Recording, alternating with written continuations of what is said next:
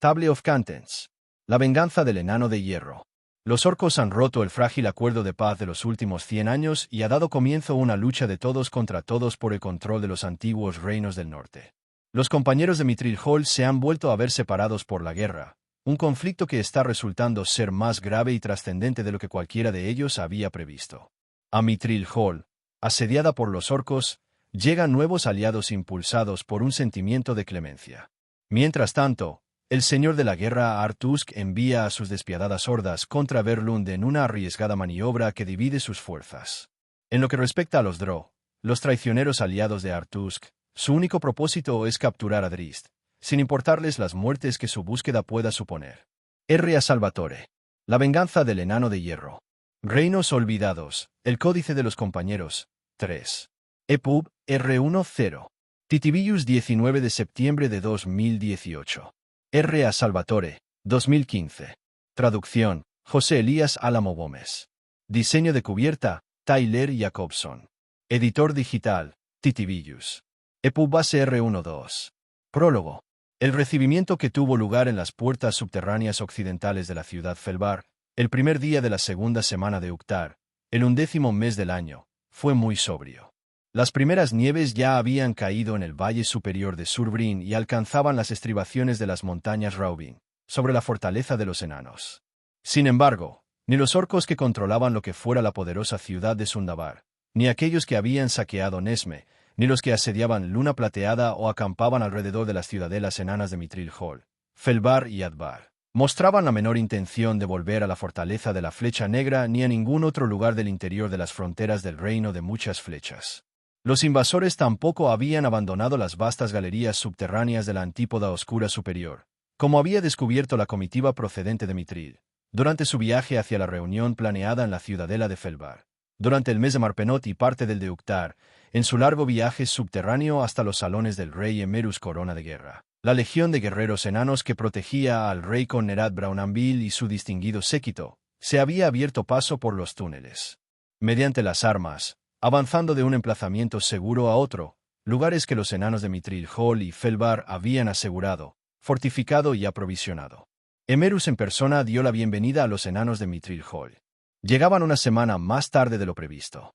Ese retraso ya había sido explicado y el día de la llegada se había sabido bien de antemano, merced a un astuto sistema de mensajería elaborado por los enanos de la marca Argentea. Empleaban balistas para enviar mensajes en el interior de hechas huecas. Las lanzaban por los largos túneles hasta el puesto de guardia más cercano, donde las recogían y las enviaban de nuevo al puesto siguiente, y así hasta que alcanzaban su destino. Salvo que un sector de los pasadizos cayese en manos de los orcos y sus aliados, un mensaje del rey Connerad al rey Emerus podía recorrer los más de 300 kilómetros que separaban ambos reinos en cuestión de días. «Bienvenido, rey Connerad», saludó Emerus, y abrazó con fuerza a su igual, entre los vítores de los enanos reunidos a las puertas de la ciudadela Felbar. «Ah, hemos estado muy preocupados, amigo mío. Y motivos había para estarlo. Esos gusanos están al tanto de cuáles son nuestras principales rutas y no paran de acosarnos», respondió Connerad. «Mis muchachos y yo hemos tenido que detenernos por el camino para echar una mano. Aunque también es posible que nuestros guerreros de ahí abajo no necesitasen nuestra ayuda, pero nos apetecía aporrear a unos cuantos orcos. Eso desató hurras y vítores de los enanos de ambas comitivas. Valía la pena retrasar nuestro encuentro si ha sido para matar orcos», exclamó Emerus. «Tanto nosotros como a los enanos de Advar nos sorprendió que convocases esta reunión, con todo lo que está ocurriendo. Con nosotros vienen unos a los que creo que conoces», dijo Connerad, mientras se despojaba de los guanteletes. «Y cuando os pongamos al tanto de ciertas cosas, entenderás por qué he convocado este encuentro». Emerus frunció el ceño mientras escudriñaba el grupo de recién llegados, que ocupaban el vestíbulo, justo fuera del alcance de las antorchas. Connerad hizo un gesto para que el Drow conocido como Drist Dourden se adelantase.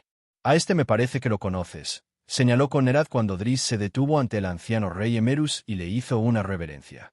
«Drist Dourden», repuso Emerus. «Han pasado muchos años desde la última vez que estuviste en la marca Argentea, viejo amigo del rey Bruenor».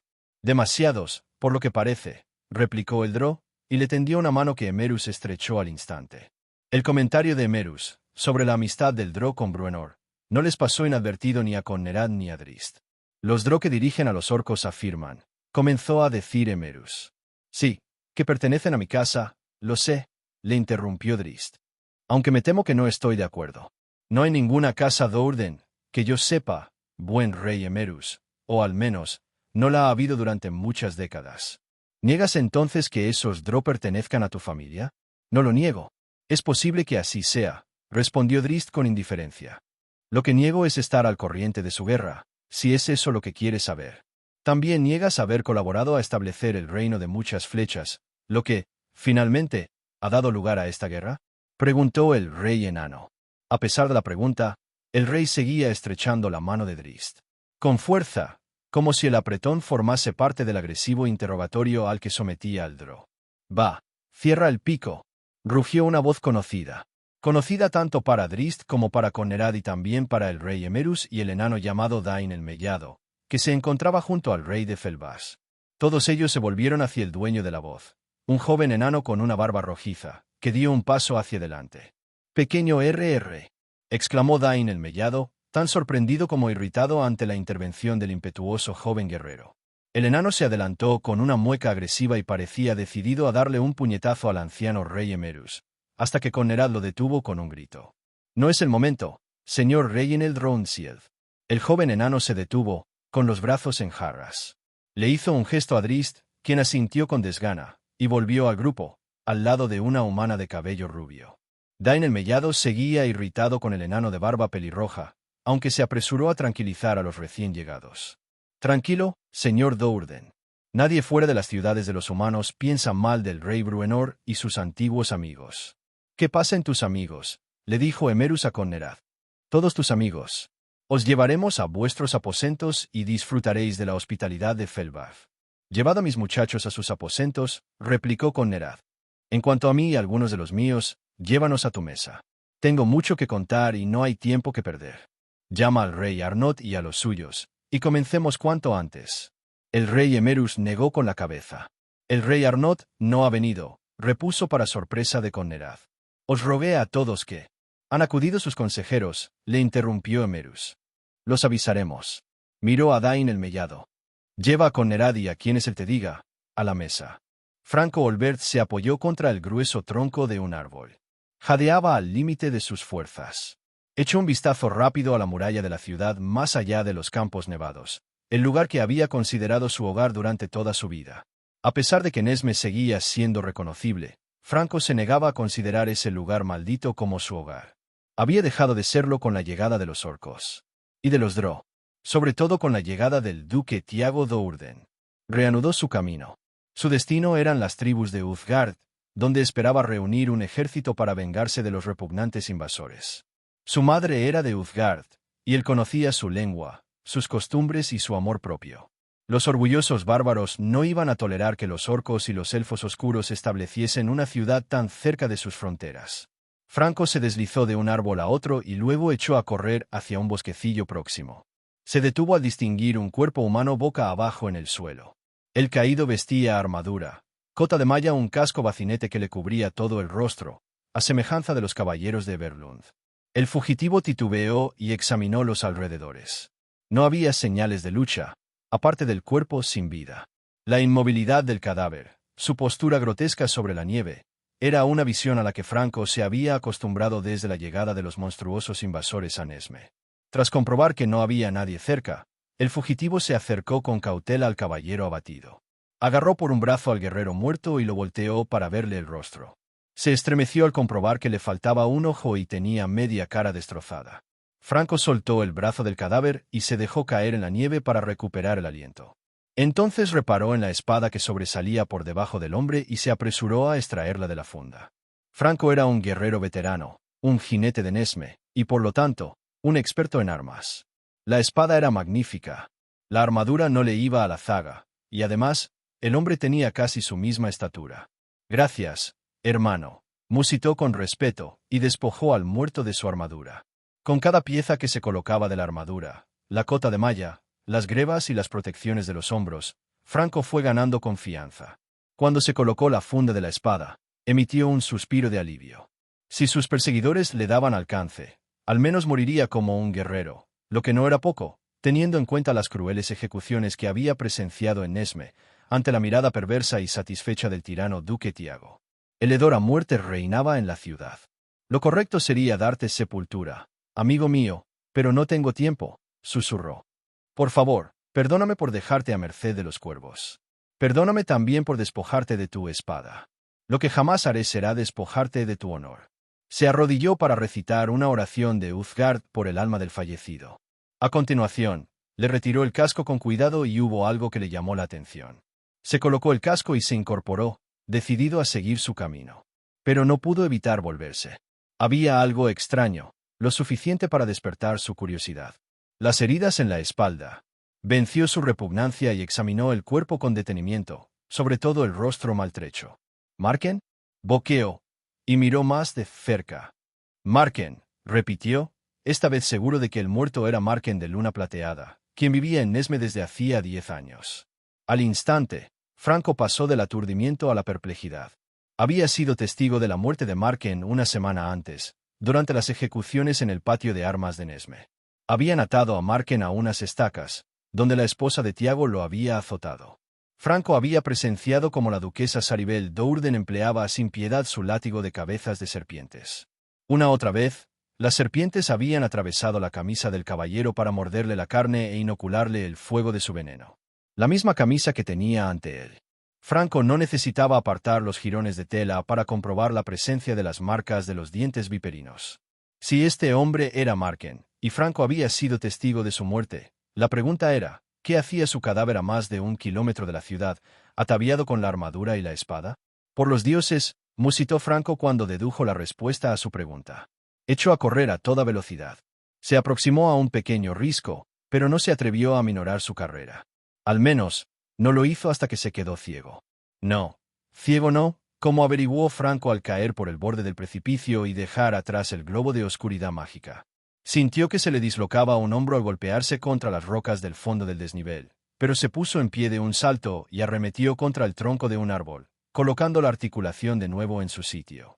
Ignoró la oleada de náuseas y el dolor que amenazó con dejarlo inconsciente. No había tiempo que perder. Cierto, el tiempo de Franco era precioso, y el guerrero lo supo con certeza al volverse y toparse con una figura menuda, pero letal. Alguien que parecía disfrutar con la carrera desesperada del jinete de Nesme. El duque Tiago de Nesme. El Dró sonrió, mientras aplaudía con lentitud. En el antebrazo izquierdo le colgaba un pequeño escudo transparente. «Lo has hecho muy bien, Iblis», dijo Tiago. «Has llegado más lejos de lo que esperaba.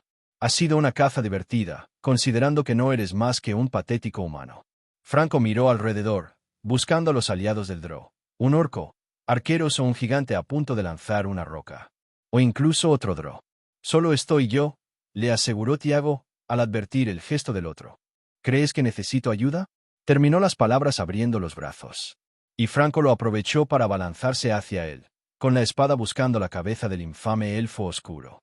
El borde del escudo mágico del Dró comenzó a girar y, con cada vuelta, fue aumentando de tamaño. Tiago bloqueó la estocada con facilidad. A continuación, la espada del Dró apareció con tanta velocidad que Franco no registró el movimiento. Más aún, ni siquiera advirtió el momento en el que el otro desenfundaba el arma de hoja estrellada. Lo que sí notó Franco fue la punta de la espada conforme se le clavaba en el muslo. Acusó la herida y se echó hacia atrás, adoptando una postura defensiva, mientras blandía su espada ante sí para mantener a raya a su contrincante. Pero Tiago no avanzaba. En lugar de eso, se desplazaba alrededor de Franco, manteniéndose fuera de su alcance. «Lucha», ordenó el Dró. «Estoy yo solo. No hay nadie más. Solo yo, Tiago, se interpone entre tú y la libertad. ¿Crees que esto es un juego?». Franco escupió al Dró y luego se abalanzó sobre él con la espada en alto. Amagó con dar un tajo de arriba a abajo, pero detuvo la hoja a mitad de recorrido, en lo que creyó que era una hábil maniobra, y lanzó una estocada hacia el pecho del otro. «¿Y no lo es?», rió Tiago, eludiendo con facilidad la treta del otro. La hoja de Franco erró por amplio margen su objetivo y el guerrero frunció el rostro. Un fallo así resultaba desalentador. «Solo yo», se burló Tiago, mientras seguía desplazándose alrededor del Franco. Este imitó la maniobra del Dró y también comenzó a moverse en círculos, a la vez que estudiaba el terreno para obtener una posición ventajosa, aprovechando el suelo irregular, los árboles y los peñascos. ¿Acaso no es un juego justo, humano? Preguntó Tiago. Hasta he permitido que dispongas de armas y armadura. Y pude haberte abatido mientras despojabas al cadáver de sus pertenencias. Incluso pude haberte impedido que pusieras un pie fuera de Nesme. Hasta una docena de arqueros te vio huir a través de la grieta de la muralla. Y fui yo quien detuvo sus flechas. Te ofrezco una oportunidad. Únicamente tienes que derrotarme, y considerando que eres 2 veces más grande que yo, no creo que te resulte muy difícil. El drono varió el tono de su discurso, ni perdió la compostura, ni siquiera cuando Franco arremetió contra la mitad de parrafada, lanzado estocadas contra el menudo Dro. Aunque lo cierto es que eres algo torpe, señaló Tiago. Esa última frase la pronunció tras colocarse con agilidad detrás de Franco, y la acompañó con un doloroso tajo en la pierna de éste. Franco se revolvió para contraatacar, aunque se tambaleó al fallarle la pierna herida, que le palpitaba con un dolor intenso. Tiago atacó de nuevo, la espada por delante. Eludió con una hábil finta el bloqueo desesperado de su adversario y le clavó la espada en el espacio que se abría entre la hombrera y el peto. El Dro le clavó la punta de su arma una segunda vez en el mismo sitio, aún una tercera cuando Franco intentó defenderse del acoso a ese hombro atormentado.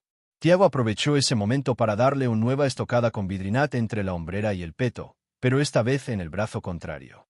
Franco se hizo hacia atrás, moviendo la espada en un intento desesperado de mantener a raya a un enemigo que no parecía tener la intención de moverse.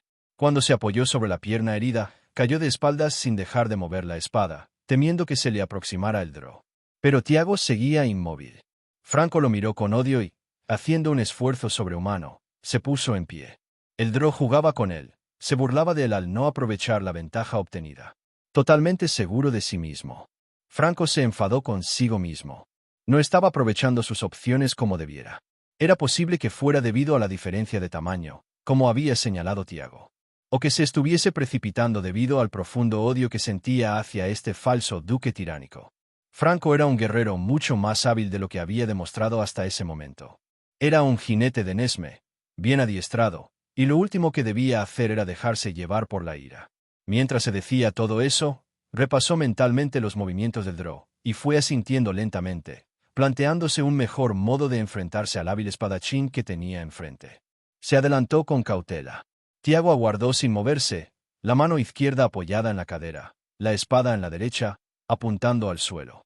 La postura de Tiago incitaba a un ataque sin cuartel. Pero Franco se lo tomó con calma en esta ocasión. Dio un paso hacia adelante con la espada firme ante el cuerpo, en una postura defensiva. Ya se había dado cuenta de que la aparente indolencia del Dro no era más que eso, aparente.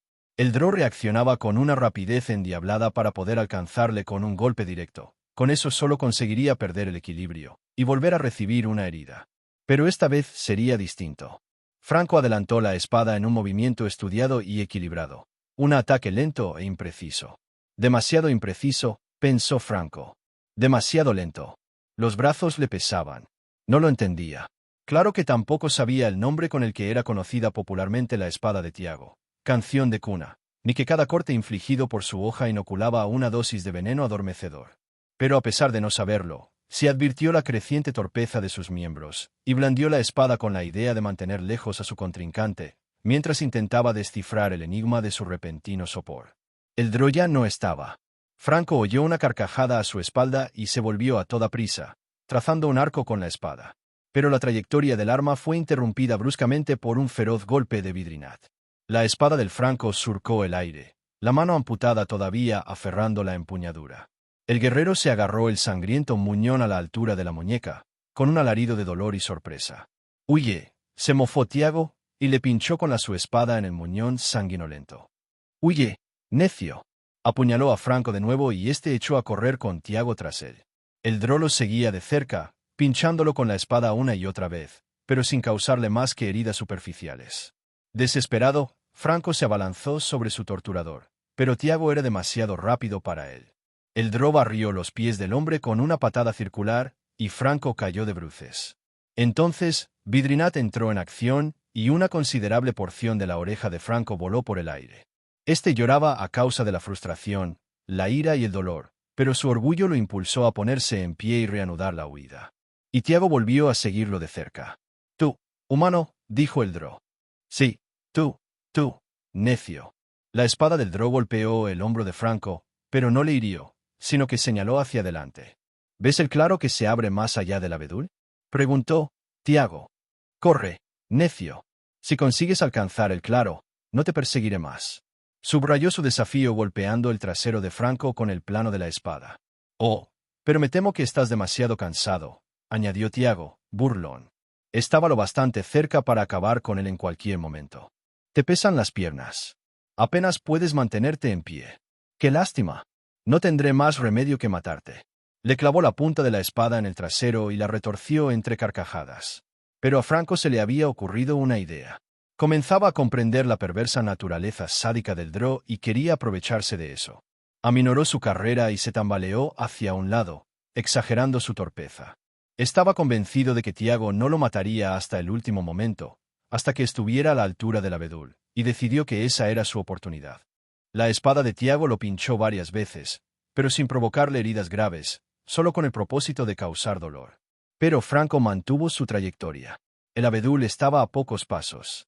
Franco tropezó e hizo ver que se caía, pero echó a correr de golpe, recurriendo a las pocas fuerzas que le quedaban, y consiguió alcanzar el abedul y el claro más allá. Rodó sobre el suelo y se quedó boca arriba, esperando que el Drow traicionero estuviese allí, listo para matarlo. Pero se llevó una gran sorpresa cuando reparó en que su enemigo no había avanzado más allá del abedul. «Buena jugada», exclamó el autoproclamado duque de Nesme, y alzó la espada a modo de saludo. «Va, acaba de una vez», chilló Franco, convencido de no era más que una cruel broma.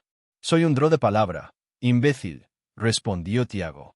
«Soy un duque, después de todo. Te prometí que no te perseguiría más allá del claro, y no lo haré. Estás a salvo de mi hoja, aunque imagino que tus heridas te matarán mientras huyes por el bosque. Si no es así, volverás con un ejército patético, no me cabe duda, y entonces te buscaré y acabaré lo que he empezado. La próxima vez, te sacaré los ojos y así no verás la llegada de mi siguiente estocada. Sin embargo, me oirás y el sonido de mi voz te aterrorizará, pues será el preludio del ataque de Vidrinat en busca de tu carne expuesta». El Drow irrumpió en feas carcajadas, mientras Franco cruzaba el claro a trompicones. No dejaba de mirar hacia atrás, pero Tiago no se movía del sitio. Se concentró en su carrera, decidido más que nunca a alcanzar Uzgarti. El suelo ante él estalló y una bestia, tan blanca, reluciente y fría como el mismísimo invierno, surgió de entre la nieve. «Oh, vaya», exclamó Tiago. «¿Olvidé comentarte que mi dragón aguardaba tu llegada?» Franco chilló y notó la calidez de su propia orina en la pierna cuando la bestia abrió sus fauces y sus dientes, largos como lanzas, se cerraron sobre él. El dragón se elevó en el aire, con el humano en la boca, la cabeza colgando por un lado y las piernas por el otro. Franco siguió chillando, y no alcanzaba a comprender cómo no había muerto todavía, o quizá lo estuviese y aún no fuera consciente de ello. «Esto es tan divertido», le susurró Tiago al oído. La cercanía de la voz le sobresaltó, y Franco aún tuvo la presencia de ánimo para volverse y mirar al Drow a los ojos. Y la espada surgió como un rayo, precisa y letal, y el ojo derecho de Franco cayó en la mano del Drow. «Querido Arautator», le dijo Tiago al dragón, «te ruego que no le claves los dientes a este. No, a este quiero que te lo tragues entero y que tus ácidos estomacales lo deshagan poco a poco». El dragón emitió un gruñido disconforme. «No está armado, te lo prometo», aseguró Tiago. La bestia alzó la cabeza y se tragó al pobre Franco, que, impotente, cayó al interior del dragón. «Tengo la sensación de ser una serpiente más que un dragón», se quejó Arautator. «¿Notas cómo se mueve?», preguntó el Drow. El dragón se concentró unos instantes. «Sí, y gimotea, creo». «Bien, bien. ¿Has acabado con tus juegos estúpidos, marido?», preguntó otra voz, y Tiago se volvió hacia Saribel, su esposa, que se acercaba a ellos. «Me veo obligado a buscar placer donde puedo», replicó él. «Ojalá pudiera volar con la antigua muerte blanca sobre luna plateada y arrojarle rocas a los imbéciles de dentro. Ojalá pudiera saltar Everlund. Pero no puedes», lo interrumpió Saribel de malos modos. Tiago no estaba en posición de discutir. Esa orden procedía de la mismísima madre matrona Kentel. Les habían ordenado que permaneciesen tranquilamente en las tierras conquistadas y los vastos enclaves militares. Que las gentes de la marca Argentia conserven la esperanza de que con la primavera llegará ayuda del exterior. Había sido la orden de la madre matrona Kentel.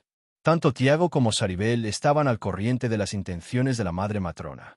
Quería asegurarse de que los reinos de la superficie, más allá de la marca argentea, no intervenían en la guerra. La invasión de los Drow no debía provocar el miedo más allá del norte, aparte de los reinos que ya habían invadido los ejércitos orcos. No acudirían fuerzas de otros reinos para luchar contra ellos, pues su intención no era mantener las tierras conquistadas en la superficie. El objetivo de la campaña militar nunca había sido ese. Los hemos empujado hasta el borde del desastre y ahora les permitiremos que recuperen lo perdido, comentó Tiago. Luego se volvió hacia el dragón, a todos excepto al que llevas dentro.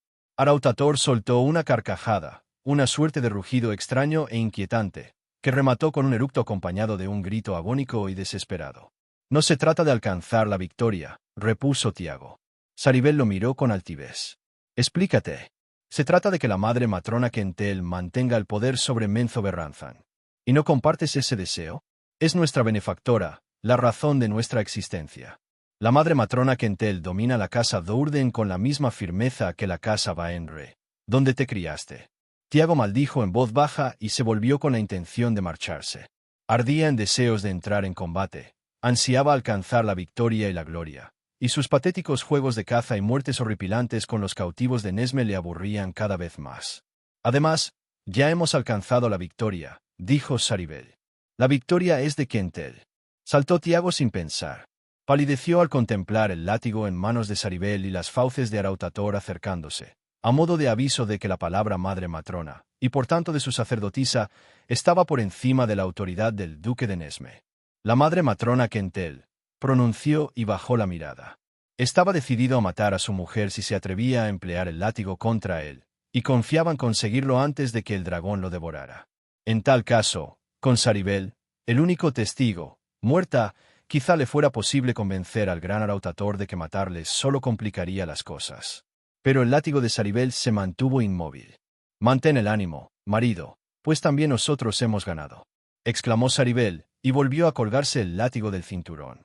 «Muy pronto tendremos que volver a Menzoberranzan», refunfuñó Tiago. «Así es. Y lo haremos con dignidad, como héroes de Menzoberranzan. Volveremos victoriosos y ocuparemos el lugar que nos corresponde como nobles de la casa Dourden». Tiago iba a responder, pero consideró las palabras de Saribel con detenimiento, su tono alegre y desenfadado. El rostro se le desencajó al darse cuenta de las intenciones de su esposa. «¿Esperas tomar su lugar?», dijo con sorpresa. «El de la Dargir, la madre matrona de la casa Dourden. ¿Esperas?». Se calló sin apartar la vista de la sacerdotisa, fijándose en que ella no hacía el menor amago de contradecir sus palabras. Y al final, al pensar en Dalia y su condición, no tuvo más remedio que llegar a la misma conclusión. Dalia era una Dargir, una elfa de superficie, y su nombramiento como madre matrona de la casa Dourden no había sido más que una cruel burla de la madre matrona Kentel al consejo rector. Un insulto a las tradiciones de los Drow, al odio infinito que los elfos oscuros sentían por sus primos de la superficie. Kentel había nombrado a la Dargir para demostrar que podía, y, aún más, para demostrar a las otras madres matronas que no había nada que pudiesen hacer para impedírselo. Por tanto, sí, tenía mucho sentido que Saribel, hija noble de la casa Sorlarrin, detentase el poder en la casa Dourden cuando la sucia Dargir dejase de ser útil. «Ja, no cabe duda de que encajas en el linaje de los reyes Batleamer», dijo Dain el Mellado al rey Connerad, mientras se encaminaban hacia la corte de la ciudadela Felbar seguidos por el séquito de Connerad. La general Dagnabeth y Bungalotump formaban parte del grupo de elegidos, junto al pequeño RR y otro enano de aspecto fiero y barba negra al que Dain el Mellado no conocía. También os acompañaban Drist Dourden, una muchacha humana. «Los condenados Batleamer, no os conformáis con la compañía de los vuestros», repuso Dain el Mellado en tono burlón. Hasta el rey Bruenor, cuando partió a la búsqueda de Mithril Hall, era el único enano que formaba parte de ese grupo. Connerad se rió ante la puya, aunque sabía que había mucha verdad en esas palabras. En la guerra contra el primero Bould, un siglo atrás, el mismísimo padre de Connerad, el gran Banach, no había sido considerado para el puesto de senescal cuando Bruenor cayó en combate. Siguiendo las órdenes del propio Bruenor, fue un alfling el que tomó el poder en Mithril Hall. Un alfling, y con un ejército de enanos tatuados dispuestos a intervenir. Connerad no pudo evitar lanzarle una mirada al enano que sabía que era Bruenor al rememorar la humillación sufrida por su padre. Banach Braunanville le había quitado importancia al hecho y le había recordado a Connerad que Regis había sido amigo y confidente de Bruenor a lo largo de muchos años y que nadie conocía al viejo enano mejor que él. El joven enano de la comitiva advirtió la mirada de Connerad y le guiñó el ojo, y el rey de Mithril Hall descubrió que no podía guardarle rencor alguno a Bruenor. A fin de cuentas, Bruenor había honrado a su padre y su familia al final, cuando los elevó al trono de Mithril Hall. ¿Y qué hay de ti, pequeño RR? Preguntó Dain el Mellado cuando entraron al salón de reuniones. Parece que te ha ido bien. ¿Con quién te vas a sentar? ¿Con los Batleamer o con los tuyos de Felbaf? ¿No irás a saludar a tu VN, tu querida madre? ¿Has hecho que la avisen de tu retorno? Con los Batleamer, replicó el joven enano. Ese es mi sitio por encima de cualquier otro. Es posible que tu madre no esté de acuerdo, se rió Dain el Mellado. Mi madre va a tener muchas cosas en las que pensar, no lo dudes, dijo el joven enano de barba pelirroja. Los 7 representantes de Mithril Hall ocuparon sus asientos en la mesa triangular que el rey Emerus había ordenado construir para la reunión de las 3 ciudadelas. La general Dagnabeth, Bungalow Tump y Bruenor se sentaron a la derecha de Connerad. Atrogate, Drist y Catibriel lo hicieron a la izquierda del joven rey. El rey Emerus entró en el salón poco después ya ocupó su lugar, flanqueado por Dain el Mellado y el clérigo Blaive. Los últimos en llegar fueron los 6 oficiales enanos de la ciudadela Advar, encabezados por el fiero Oreteo Espiques de los combativos enanos salvajes. Tras los protocolarios saludos, las promesas de amistad y de alianza eterna, todo remojado con buenas dosis de cerveza, el rey Emerus llamó al orden y se dirigió al rey Connerad. ¿Qué noticias nos traes de Mithril Hall? Preguntó Emerus a su joven, pero respetado igual. Nos has prometido grandes nuevas y quiero oírlas. Cierto, y si fueran buenas, mejor para todos, añadió Oreteo Espiques, y alzó su jarra a modo de saludo. Mi amigo Drist Do'Urden ha retornado a nuestro lado, comenzó el rey Connerad, e hizo una pausa para mirar al elfo oscuro. Hubo algo de tensión entre los enanos de los otros lados de la mesa triangular, pero acabaron por levantar sus jarras en honor de Drist. Connerad cedió la palabra al Drow. Combatí en Nesme, empezó a decir Drist. Nesme ha caído, lo interrumpió el rey Emerus. La contrariedad en los semblantes de los enanos Batleamer y los procedentes de la ciudadela Advar reveló que, para ellos, esa información era nueva. «Bah», bufó Atrogate. Sabíamos que no iba a aguantar mucho. Llegó un dragón para apoyar a las hordas de muchas flechas, relató el rey Emerus. Uno cabalgado por un Drow que afirma llamarse Do'Urden. Hubo más murmullos entre los enanos de Advar ante esa última información, pero los de Felbar se mantuvieron impasibles. Era evidente que ya conocían la noticia. No puedo decir nada sobre eso, respondió Drist con sinceridad. La casa Do'Urden ya no existe, que yo sepa. Pero también es cierto que hace más de un siglo que no visito mi ciudad natal, ni tengo ningún deseo hacerlo en el futuro. Hizo una pausa, y todas las miradas se centraron en el rey Emerus. El monarca asintió con lentitud, indicando que estaba conforme con la explicación del Drow. Mis compañeros y yo viajábamos hacia Mithril Hall cuando nos encontramos con un extraño cielo oscuro, dijo Drist. Luego nos topamos con el flanco occidental de las fuerzas orcas acampadas en las proximidades de Nesme. Se la jugamos bien, intervino Atrogate. Sí, tanto que han saqueado la ciudad a conciencia, comentó el rey Emerus con sequedad. Bah, les costó lo suyo. Rugió Atrogate, indignado. Los campos alrededor de Nesme están cubiertos de cadáveres de orcos. El caso es que afirmas que la ciudad ha caído, y seguro que es así, intervino Drist. Pero cuando mis amigos y yo nos marchamos para recorrer los túneles de la antípoda oscura superior hacia Mithril Hall, Nesme seguía resistiendo. Tened la certeza de que la conquista de la ciudad no habrá sido una tarea sencilla para las hordas de muchas flechas. Miles de goblins y orcos perdieron la vida ante las murallas de la ciudad antes de que nos marchásemos. Cargaban contra las murallas de Nesme día tras día, y día tras día, eran diezmados. Eso he oído, reconoció Emerus. ¿Y participaste en esa defensa? Lo hice, respondió el Drow. Como también lo hizo Atrogate de Felbar, aquí presente. Palmeó el fornido hombro del enano, pero el enano le dirigió una mirada que oscilaba entre la confusión y el pánico. ¿Felbar? Preguntó el rey Emerus, sorprendido. Miró al clérigo Blaive, quien parecía tan perplejo como él. Soy mucho más viejo de lo que aparento, reconoció Atrogate. Estuve por aquí cuando Obould se hizo con la ciudad. No había vuelto desde entonces. Los enanos de Felbar se miraron entre ellos con suspicacia. Tampoco tiene más importancia, añadió Atrogate. Hace más de 2 generaciones de enanos que no considero Felbar mi hogar. Ahora soy Atrogate. Solo Atrogate. Ya hablaremos, tú y yo a solas, repuso el rey Emerus. Atrogate le dirigió una mirada de reproche a Drist, quien se limitó a palmear de nuevo al enano en el hombro. Atrogate se comportó como un héroe en Nesme, aseguró Drist, y se movió para colocarse detrás de Catibrie y ponerle las manos sobre sus fuertes hombros. Al igual que lo hizo esta mujer, mi esposa. Diría que te van las mujeres de pelo de fuego, declaró Dain el mellado, y alzó su jarra para brindar por la mujer. Cierto, replicó Drist. Y eso se aclarará en breve. Quizá incluso por el 4º miembro de mi grupo que está aquí con nosotros. Dio un paso hacia adelante y se inclinó sobre la mesa, haciendo un gesto hacia el otro extremo del grupo de los Batleamer, donde estaba su querido amigo, quien le devolvió el saludo. ¿El pequeño RR? Preguntó el rey Emerus, sorprendido. ¿Es que estás con esta gente y no con los Batleamer? Estoy con ambos, repuso Bruenor. Emerus bufó, mientras meneaba la cabeza con perplejidad. Poco se ha contado y ya estoy perdido, dijo Oreteo Espiques desde el lado de los de Advar. Pues no hemos hecho más que empezar, le dijo el rey con Nerad, tanto él como los demás, y levantó un paquete que tenía en el suelo a sus pies. Lo depositó sobre la mesa y lo abrió para mostrar un peculiar casco con un solo cuerno. ¿Habías visto uno así?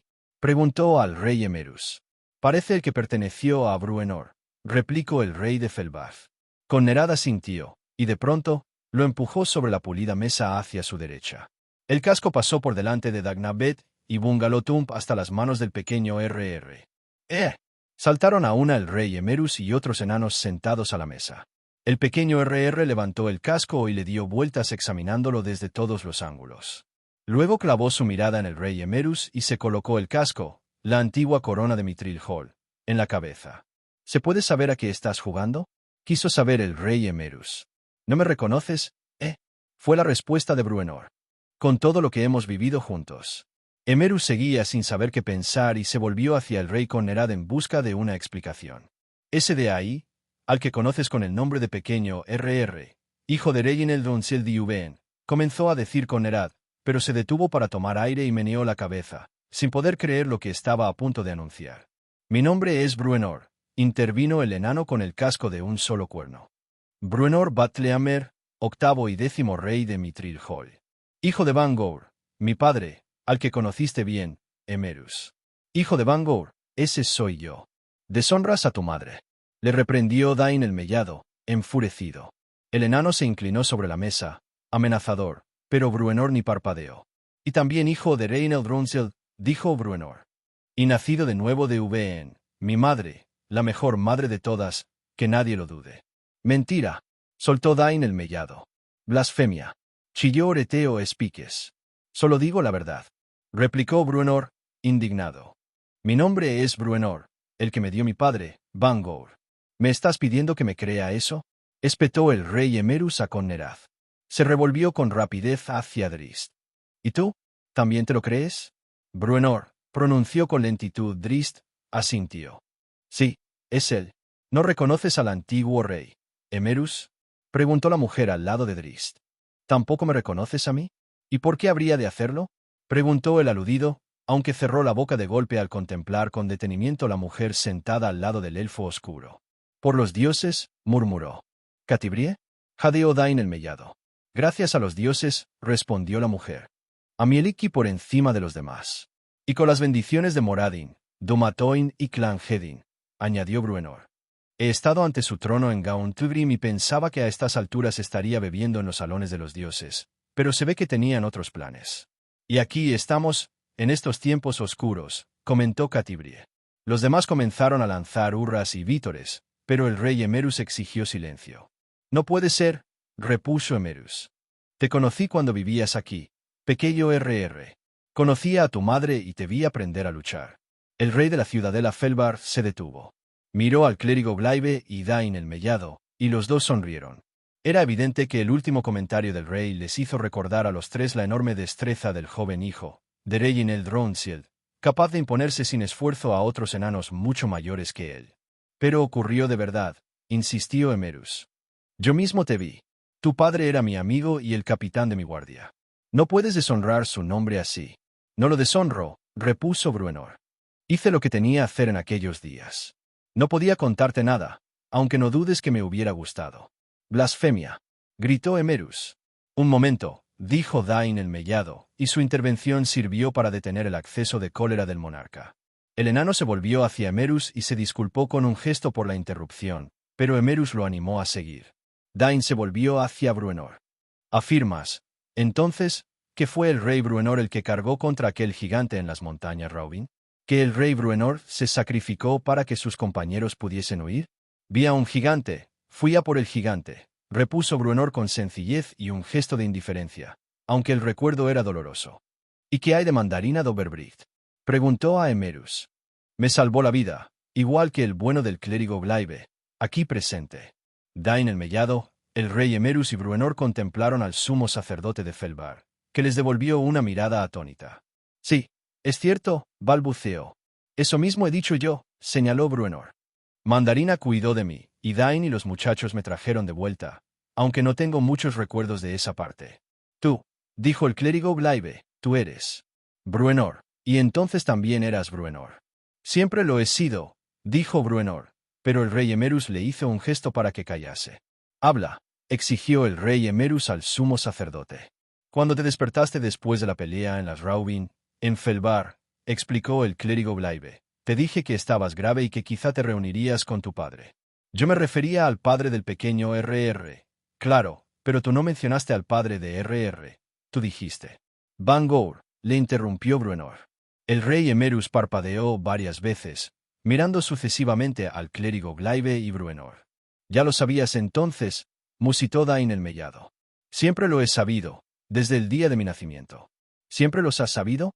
¿Y se puede saber por qué nunca me dijiste nada? Se indignó Emerus. Bruenor se puso de pie e hizo una reverencia. No quise preocuparte, ofreció por toda respuesta. ¿Y fuiste tú el que consiguió meterse en Mithril Hall para entrenar con los rompebuches? ¿O eso me contaste? Señaló Dain el Mellado. ¡Hurra! Soltó Bungalow-Tump, sin poder evitarlo. Los tres enanos de la ciudadela Felbar intercambiaron miradas. Por los dioses, es él, afirmó el clérigo Glaive sin titubear. Por los dioses, clamaron Oreteo, Espiques y el resto de los enanos de Advar. El rey Emerus y Dain el Mellado se unieron al clamor, y todos los enanos se pusieron en pie, agitando sus cabezas peludas, dándose palmadas en la espalda y aclamando a Bruenor. ¡Hurra por el rey Bruenor! Recuperamos la esperanza y los cielos ya no parecen tan oscuros, exclamó el rey Emerus. Bruenor, mi viejo amigo, ¿cómo es posible? Fue al otro lado de la mesa con la mano tendida, aunque acabó por fundirse en un gran abrazo con el rey Bruenor.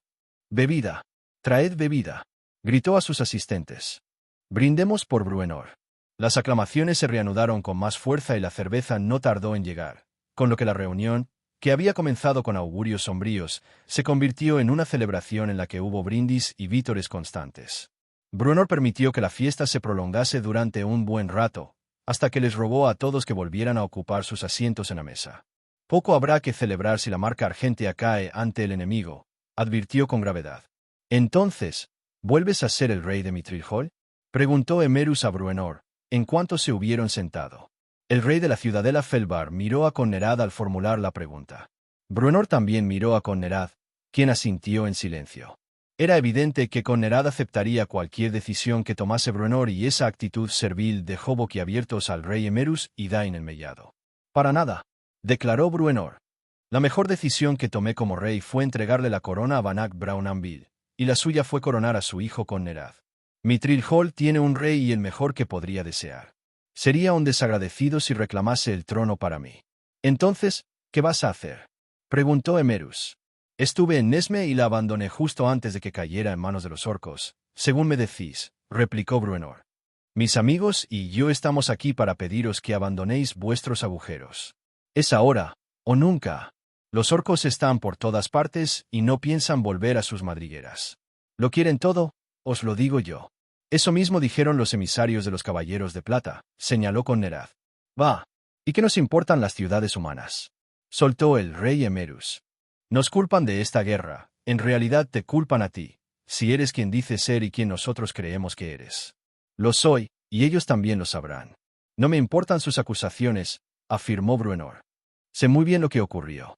Cierto que mi nombre está en ese maldito tratado, pero fueron los otros reinos los que me obligaron a firmarlo hace 100 años. Y tú sabes muy bien de lo que hablo, amigo mío. El rey Emerus asintió. Pero no es momento de buscar culpables, siguió Bruenor. Hay miles de orcos que matar, muchachos. Decenas de miles. O Luruar resiste unida, o Luruar caerá sin remedio. Luruar no existe, intervino Oreteo Espiques. Se levantó de su silla y caminó alrededor de la mesa, directo hacia Bruenor. Solo queda un puñado de humanos y elfos que se las apañan como pueden y que no tardarán en caer. Se plantó delante de Bruenor y escudriñó al enano con detenimiento. Todos ellos caerán y no hay nada que podamos hacer. Si unimos las fuerzas de las 3 ciudadelas podemos machacar a los orcos, comenzó a decir Bruenor. No podemos salir, le interrumpió Oreteo Espiques, sin dejar de examinar al extraño enano ante él, como si se resistiera a creer que era realmente Bruenor. ¿Y quién se lo podría echar en cara? En pleno asedio de las 3 ciudadelas de los enanos, llega un joven afirmando que es un rey muerto hace mucho para exigir a los enanos que abandonen sus fortalezas inexpugnables. Y no es que no lo hayamos intentado, siguió Oreteo, y se encaminó de vuelta a su sitio. El rey Arnott es incapaz de quedarse en su fortaleza a causa de la pena que le embarga por la muerte de su hermano, Brom, al que asesinaron en el Valle del Frío. Yo fui testigo de su muerte, sí, congelado por el aliento de un dragón blanco. Sí, un auténtico dragón. Y después le cortaron la cabeza a mi querido rey. Lo hizo el orco más repugnante que he visto en mi vida, el señor de la guerra Artusk, de la fortaleza de la Flecha Negra. Todo eso ocurrió, joven Bruenor, si es que ese es tu nombre, puntualizó, tras lo que se volvió hacia Drist. Y el dragón llevaba un jinete, un elfo Drow, muy parecido al que te acompaña. Cayó unos instantes, tras los que se volvió hacia Bruenor. Perderíamos a la mitad de los nuestros intentando salir de Advar. Los condenados orcos no pueden entrar, pero nosotros no podemos salir, y que me condenen si voy a dejar morir a los míos en vano. ¿O acaso es eso lo que persigues? El tono suspicaz de Oreteo sacudió a Bruenor y al resto de los que se sentaban a la mesa. Y de nuevo, ¿quién se lo podría echar en cara? Te escucho con atención, afirmó Bruenor con solemnidad. Mi viejo corazón sufre por el dolor de la pérdida de tu rey Brom. Un buen monarca, por lo que me cuentan, aunque al que conocí bien fue a su padre. Tras mirar a Connerad como si buscase su apoyo, Bruenor saltó sobre la mesa y se dirigió a todos. Y no seré yo quien pida que abandonéis las fortalezas para morir por la marcha argentea. Pero deberíamos luchar y no cederles todas las tierras de la superficie a esos condenados orcos. ¿Qué propones, entonces? Preguntó Oreteo Espiques. Advar no puede romper el cerco y los ejércitos que asedian Felbar y Mithril Hall no son menos numerosos. Una ciudadela tiene que tomar la iniciativa, explicó Bruenor. Una de romper el asedio y acudir a ayudar a la más cercana. Si lo hacemos bien, podemos atrapar a los orcos entre los ejércitos de 2 ciudadelas y machacarlos. Y esas 2 ciudadelas acudirían a liberar a la tercera, que sería Advar, si he calculado bien, repuso el rey Emerus. Y habremos triunfado. Bruenor confirmó las palabras de Emerus. Muy bien, pero ¿cuál será la primera? Preguntó Oreteo Espiques. ¿Quién saldrá primero? Esa fortaleza sufrirá como ninguna desde los tiempos en que Oboul llegó desde la columna del mundo. Emerus frunció el semblante ante el comentario de Oreteo y se volvió hacia Bruenor, a la espera de su respuesta. Los muchachos de Mithril Hall seremos los primeros, respondió Connerad, antes que Bruenor, y los 3 lo miraran sorprendidos. Así es, afirmó Connerad. Ya sé que nadie aquí culpa a Mithril Hall y mi amigo Bruenor por lo que está ocurriendo, pero lo correcto es que mis muchachos y yo nos abramos paso hasta Felbas. Emerus consultó con la mirada a Bruenor, quien se limitó a señalar a Connerad, el rey legítimo de Mithril Hall.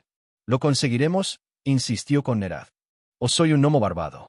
Bruenor, quien asentía a las palabras del rey, estuvo a punto de caerse de la mesa al oír a Connerad emplear la frase que en un tiempo él mismo había utilizado con frecuencia. Miró fijamente al rey de Mithril Hall, quien le respondió con una sonrisa cómplice y un guiño.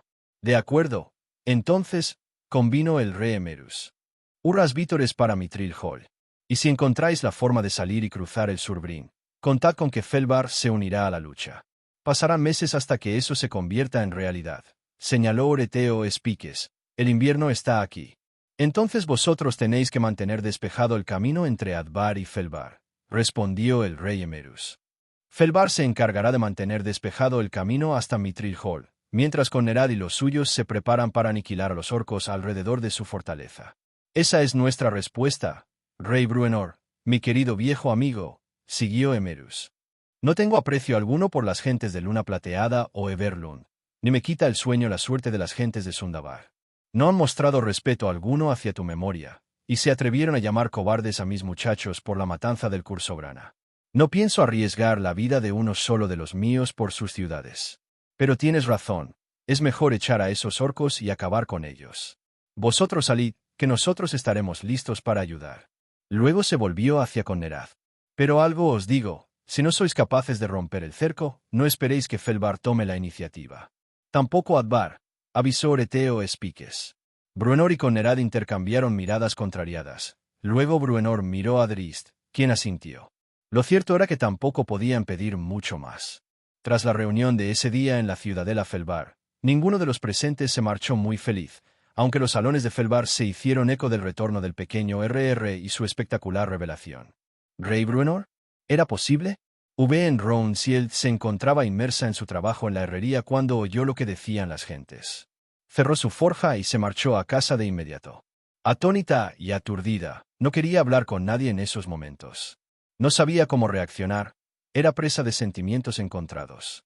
Si lo que había oído era cierto, entonces ella era la reina madre de Mithril Hall, un lugar en el que había estado y sobre el que apenas sabía algo. Sin embargo, la emoción provocada por la inesperada noticia quedó en segundo plano cuando se detuvo a pensar. Si este era el Rey Bruenor, ¿qué había pasado con su pequeño RR? ¿Qué había sido del niño al que ella crió? Durante 18 años había sido su pequeño, un tiempo en el que hubo problemas, sin duda, pero también amor. ¿Acaso todo había sido una gran mentira? Recordó el último mes en el que su hijo había estado en casa, inquieto por marcharse lo antes posible a Mithril Hall. Ya lo sabía en aquel entonces, se dijo. Era posible que lo hubiese sabido siempre. Y jamás le había dicho nada.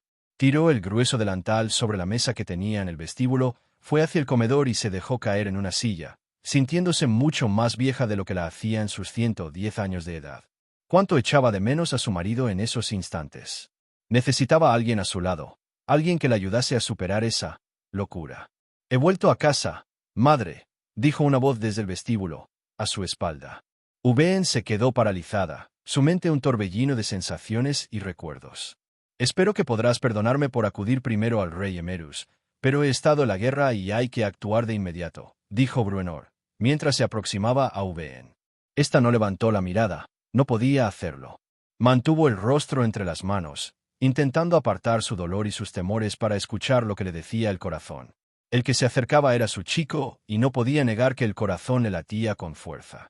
«¿Madre?», dijo Bruenor, poniéndole una mano en el hombro. Uben se volvió y se incorporó de un salto, insegura todavía de si iba a abofetear o abrazar a su hijo. Al final, fue un abrazo. Bruenor respondió al abrazo con fuerza y Uben percibió el amor inmenso que fluía desde su hijo, un sentimiento sincero y profundo. «¿Hablan del rey, Bruenor?», susurró ella. «Soy yo, es cierto, pero es solo una parte de mí. Soy hijo de Uben y de Reginald, y orgulloso de serlo, no lo dudes. Pero también eres el otro», repuso Uben. Se echó hacia atrás para contemplar a su hijo. «Sí, soy Bruenor Batlehammer, hijo de Van Gour y Cadia, y no creas que a mí no me asombra la idea cada vez que lo pienso», replicó Bruenor con una carcajada. «2 madres y 2 padres, 2 linajes. Y uno es de sangre real». Bruenor asintió. «Sí, y conservo la sangre real. Cuando estuve en Gauntlegrim, me senté en el trono de los dioses enanos, algo que no puedes hacer si», se interrumpió, ante la reacción de Uben. Ella se ruborizó, avergonzada por no haber sabido ocultar su desinterés por el otro padre y la otra madre de su hijo. No le interesaba lo más mínimo lo concerniente al rey Bruenor. Este era su pequeño RR y no Batlehammer. «No quiero herir tus sentimientos», aseguró Bruenor. «Es lo último que quiero hacer». «Entonces, ¿a qué viene esta locura?» «No es ninguna locura. Mi nombre es Bruenor, siempre lo ha sido. La gracia de una diosa me trajo de vuelta de la muerte». «¿Es eso lo que te han contado?» «No», replicó Bruenor con gravedad. «No, no es algo que me hayan contado, es algo que he vivido».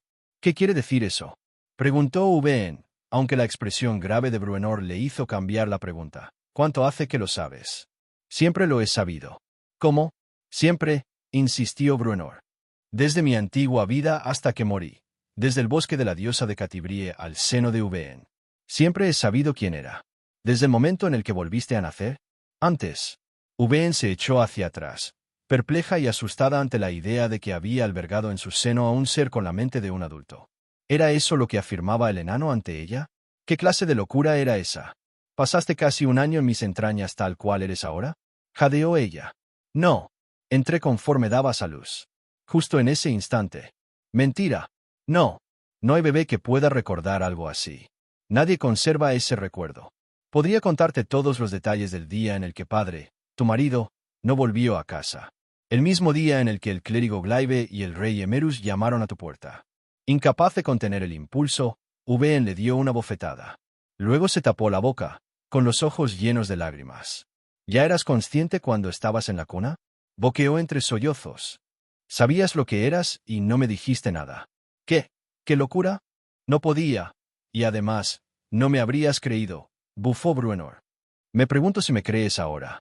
Era algo que no podía contar entonces. Un secreto, y el motivo por el que tuve que irme.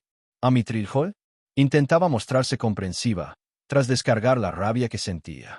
Se había dejado llevar por el miedo, pero no volvería a pasar. Pasé por Mithril, replicó Bruenor. Y desde allí, hasta la costa de la espada. ¿Se lo dijiste a ellos? ¿A los muchachos de Mithril? No, respondió Bruenor, sacudiendo la cabeza.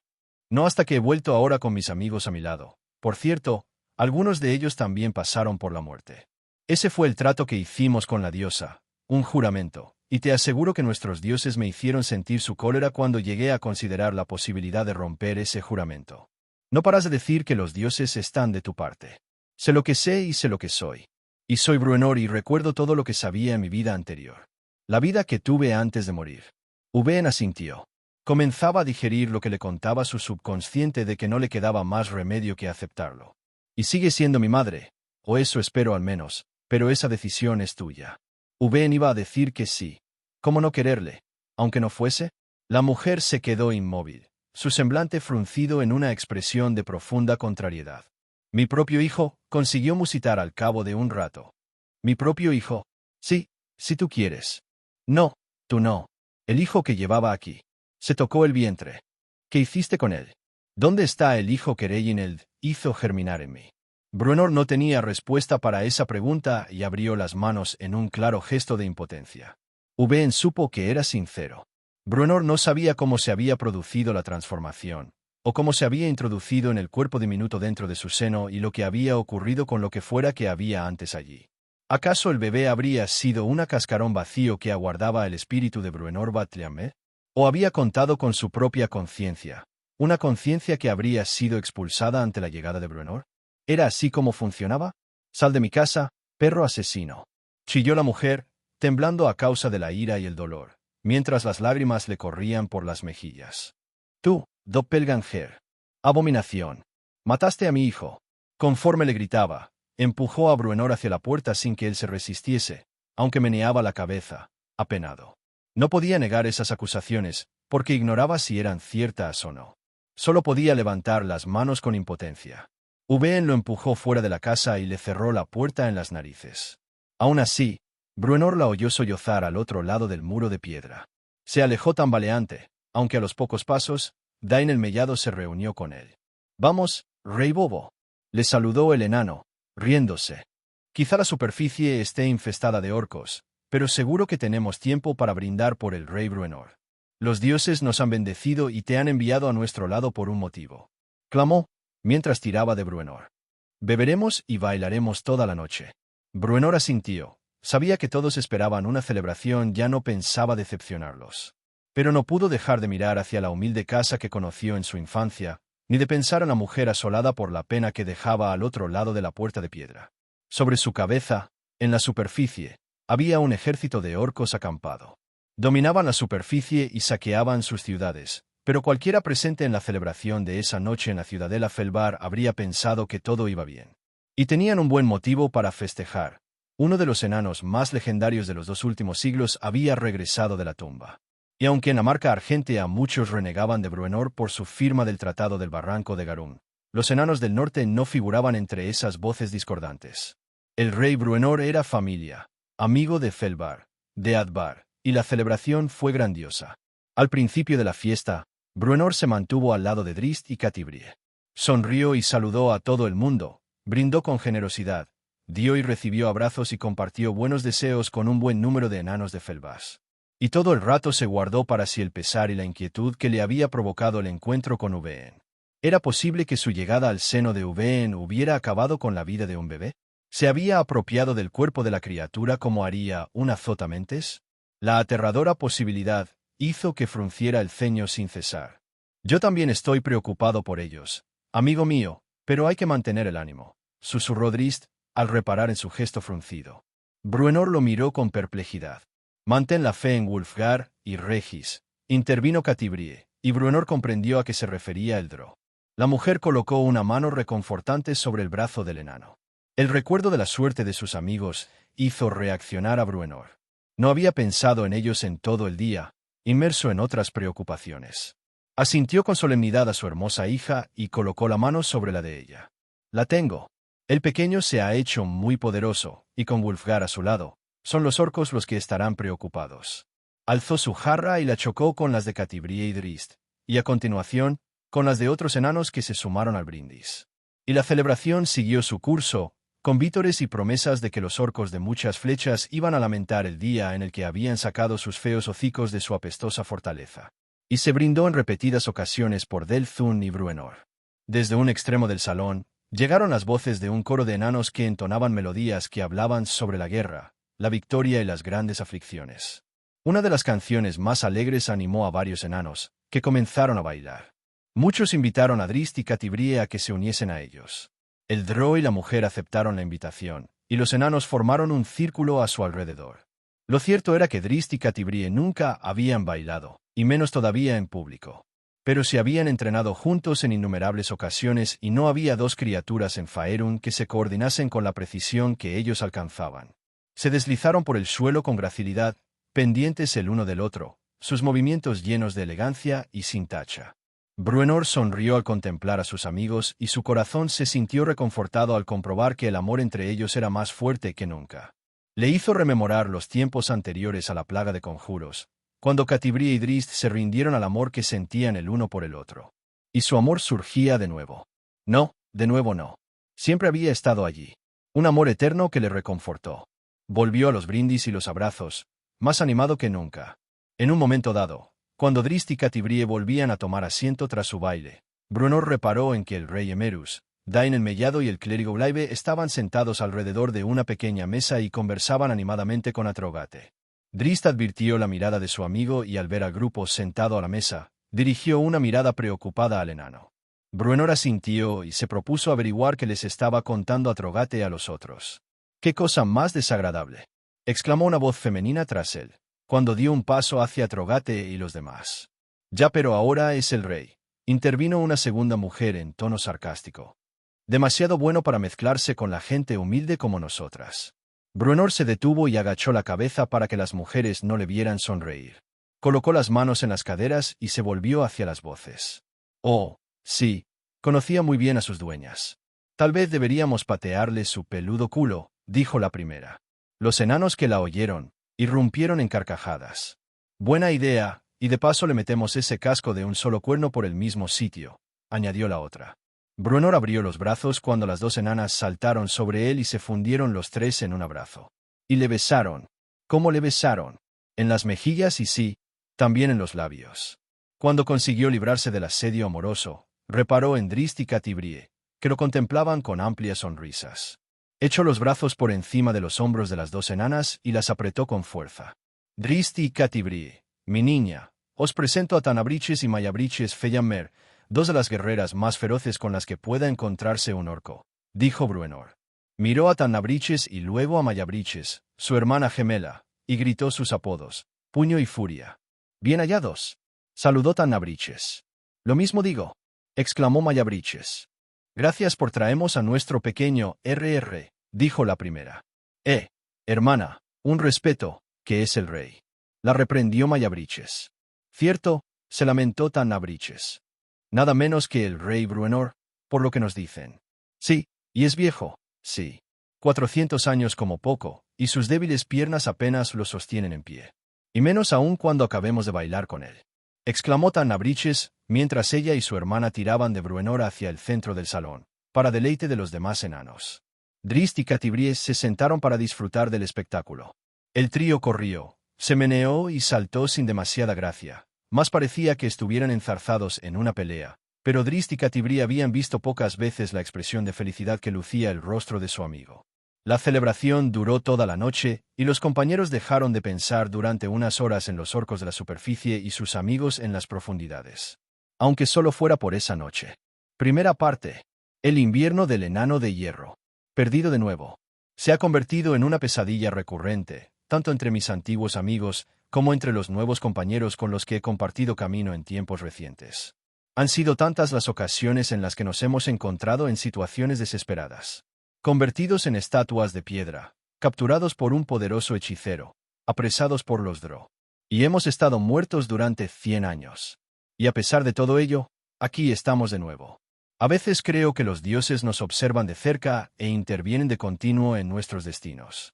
O quizá nos observan, pero su única intención es divertirse a nuestra costa. Y ahora nos encontramos sumidos en la desesperación una vez más. Regis y Wulfgar están perdidos en los túneles de la Antípoda Oscura Superior.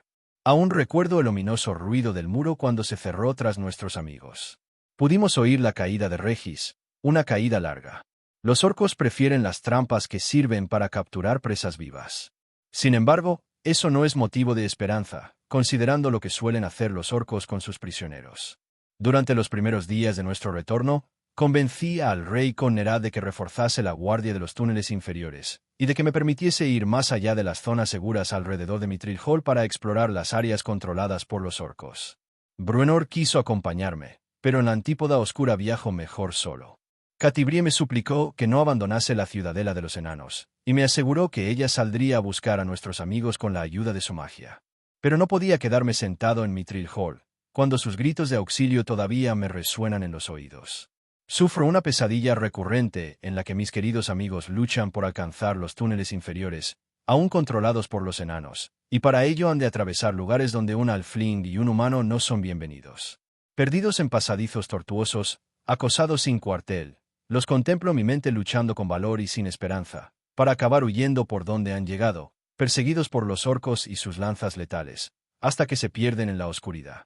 Si creo que ellos están ahí fuera, ¿cómo puedo quedarme tras estos muros de hierro? No niego que hay mucho que hacer en la ciudadela. Hay que encontrar la manera de romper el cerco de los orcos y hacer retroceder a los ejércitos enemigos, o la marca argentea estará perdida. El mal asola las tierras de la superficie. Tenemos mucho que hacer. Nesme ha caído. Tenemos mucho que hacer. Las otras ciudadelas de los enanos están cercadas. Tenemos mucho que hacer. Los túneles que unen Advar, Felbar y Mithril Hall están amenazados. Tenemos mucho que hacer. Y ha transcurrido mucho tiempo sin noticias. Un silencio fatídico. Hicimos el viaje de ida y vuelta a la ciudadela Felbar y desde entonces han transcurrido muchas semanas, y seguimos sin saber nada de Wulfgar y Regis. Me pregunto si seguirán ocultos en los túneles sombríos, o estarán presos en una mazmorra de los orcos. Gritan de impotencia y dolor, suplicando que sus amigos acudan a rescatarlos. ¿O sus súplicas son para que la muerte los acoja lo antes posible? ¿O acaso ya han sido silenciados para siempre? Lo razonable sería aceptar su muerte con resignación, pero la experiencia me dice que no pierda la esperanza, que hay motivos para no perder la fe en ellos. Sin embargo, no es más que eso, una esperanza. La lógica dice que encontraron la muerte al final de su caída, o en una celda orca. Y aunque no sea así, si su caída los condujo a un lugar libre de orcos y Drow, han pasado demasiadas semanas sin tener noticias de ellos. No están adaptados a la Antípoda Oscura. Con todas sus increíbles habilidades, temo que en ese sombrío lugar, en estos tiempos tan oscuros, es improbable Wulfgar y Regis hayan conseguido sobrevivir. Mantengo la esperanza, sí, pero también me preparo para lo peor. Y aunque parezca extraño, pensar así me da tranquilidad. No porque oculte mi pena tras una esperanza vana. Si han caído, sé que habrán tenido una buena muerte. Y eso es a lo máximo que cualquiera de nosotros puede aspirar. Existe un antiguo dicho Drow, uno que oí muchas veces en mi juventud en boca de la madre matrona Baenre, Cuella Bondel, que traducido significa tiempo regalado o tiempo prestado. La madre matrona era vieja, Más vieja que nadie. Más vieja que cualquier drow del que se tenga noticia en nuestra historia.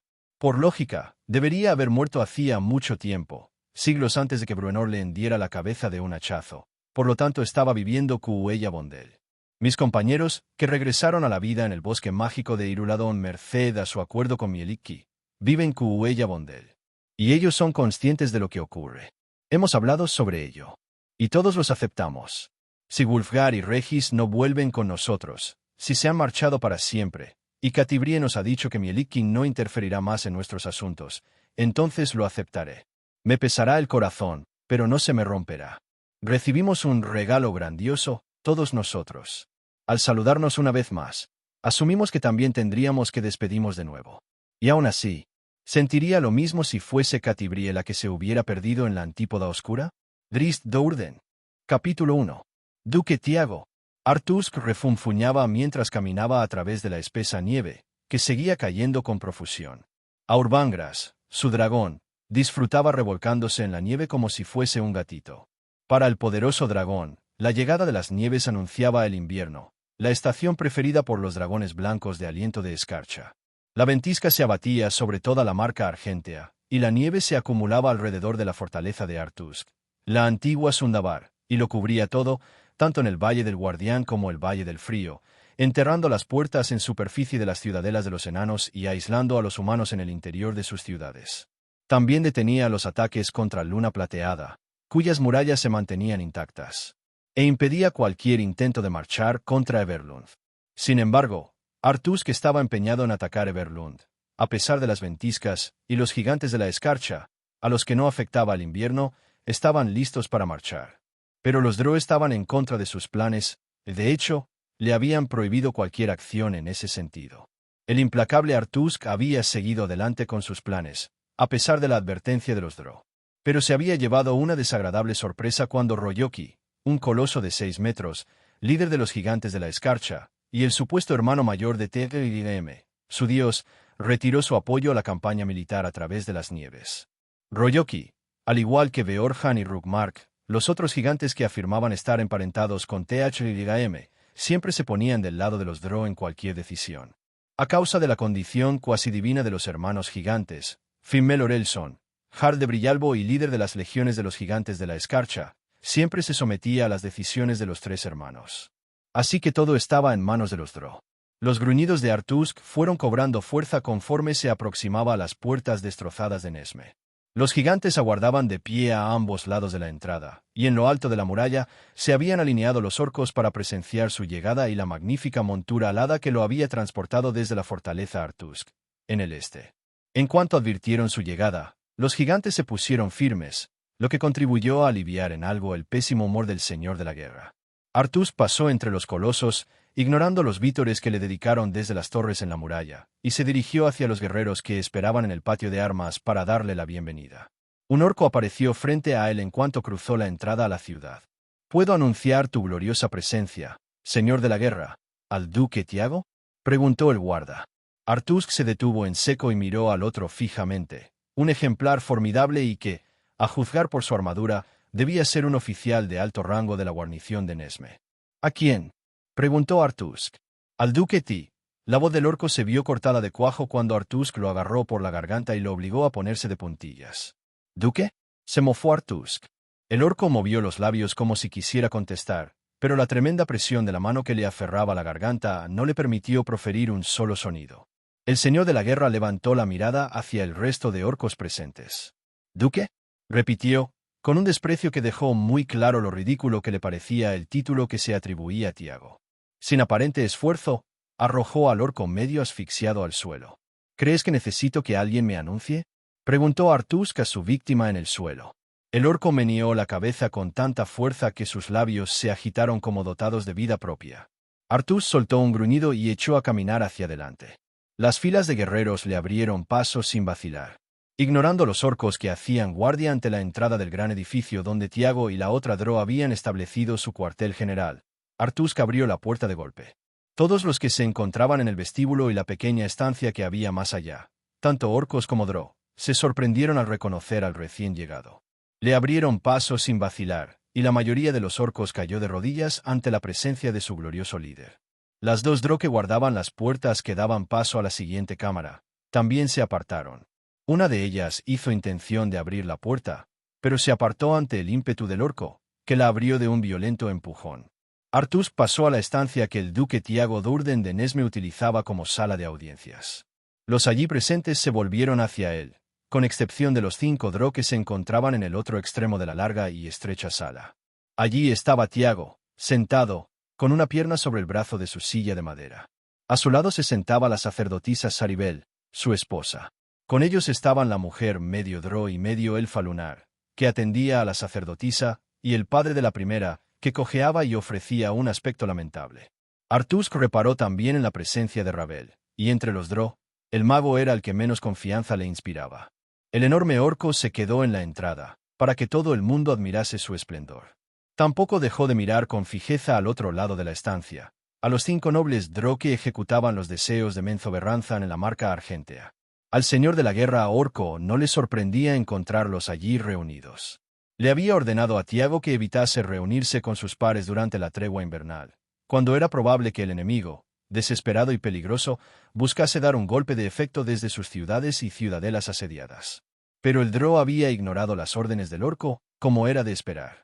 Artusk echó a caminar con lentitud, satisfecho al comprobar que tanto los elfos oscuros como los orcos se echaban a un lado. «Señor de la guerra, es bueno volver a verte», dijo Tiago, aunque a oídos de Artusk la bienvenida no sonó sincera. «Coge una jarra. Mejor aún, un barril. Bebamos juntos en esta larga noche invernal. Y disfruta de cuantos placeres desees», añadió Saribel. «La duquesa Saribel», pensó Artusk, aunque no había oído a nadie dirigirse a ella con ese título. «¿Dónde está tu dragón, Drow?», preguntó el orco. «¿Dónde le corresponde?», respondió Tiago. «En el lugar al que le he mandado, y que desde luego no es de tu incumbencia». El feroz orco entrecerró sus ojos amarillos inyectados en sangre. «Conserva la calma, señor de la guerra», le dijo Tiago. «¿Te burlas de mí?», preguntó el orco. La tensión se adueñó de todos los presentes, y los orcos y los Drow se vigilaron mutuamente, por si se producía un desenlace violento. «Vaya, sí que parece irritado», comentó Ravel Sorlarring con calma. El mago se desplazó hasta colocarse tras Tiago, con la mirada fija en el orco. «Solo se aburre», replicó Tiago. «¿Quieres sangre?». El Drow se puso de pie de un salto. «¿Verdad, Artusk?». Avanzó hacia el orco hasta colocarse a apenas un palmo del otro. «¿Es el invierno lo que te inquieta y hastía, señor de la guerra?», preguntó Tiago. Esbozó una sonrisa maliciosa. Sus acompañantes también sonrieron ante el comentario, excepto la pequeña elfa de superficie. Artusk advirtió su semblante fruncido y que no apartaba la mano de la empuñadura de su espléndida espada. Parecía siempre lista para el combate. Artusk adivinó que la actitud de la elfa era la única forma que tenía de sobrevivir en el traicionero nido de víboras en el que se desenvolvía. También era consciente de que los orcos necesitaban el apoyo de los Drow. Habían sido clave en su acceso al trono, en detrimento de los hijos de Obould, y con toda probabilidad, estaban detrás de la muerte del rey Obould. Obould no habría conducido a los orcos de muchas flechas a la guerra. Los Drow, por el contrario, buscaban el conflicto, al igual que Artusk, y así fue como su unión quedó sellada por la sangre. La sangre de Obould. Eso no era óbice para que el señor de la guerra de muchas flechas odiase con todas sus fuerzas a los demonios de piel oscura. A todos y cada uno de ellos. Fijó su mirada implacable en la joven medio elfa medio Drow, desafiándola como haría un perro con otro. El orco no parpadeó y tampoco lo hizo ella, aunque aferró la espada con más fuerza. Artusk sonrió, una mueca más lasciva que alegre. Y los otros Drow advirtieron el gesto. «Ah, un romance incipiente», repuso el mago Ravel. «Es un hiblit», exclamó Saribel, empleando la palabra Drow para despojo, una expresión que Artusk conocía. «Ella es Dargir», replicó Ravel, empleando la expresión con la que los Drow se referían a los elfos de superficie y que era un insulto mucho peor que el de hiblit. Los elfos oscuros irrumpieron en carcajadas, burlándose de Don Wieye. Hasta el padre de la Dargir se unió a las risas, aunque Artusk percibió cierta incomodidad en el gesto de Tosun.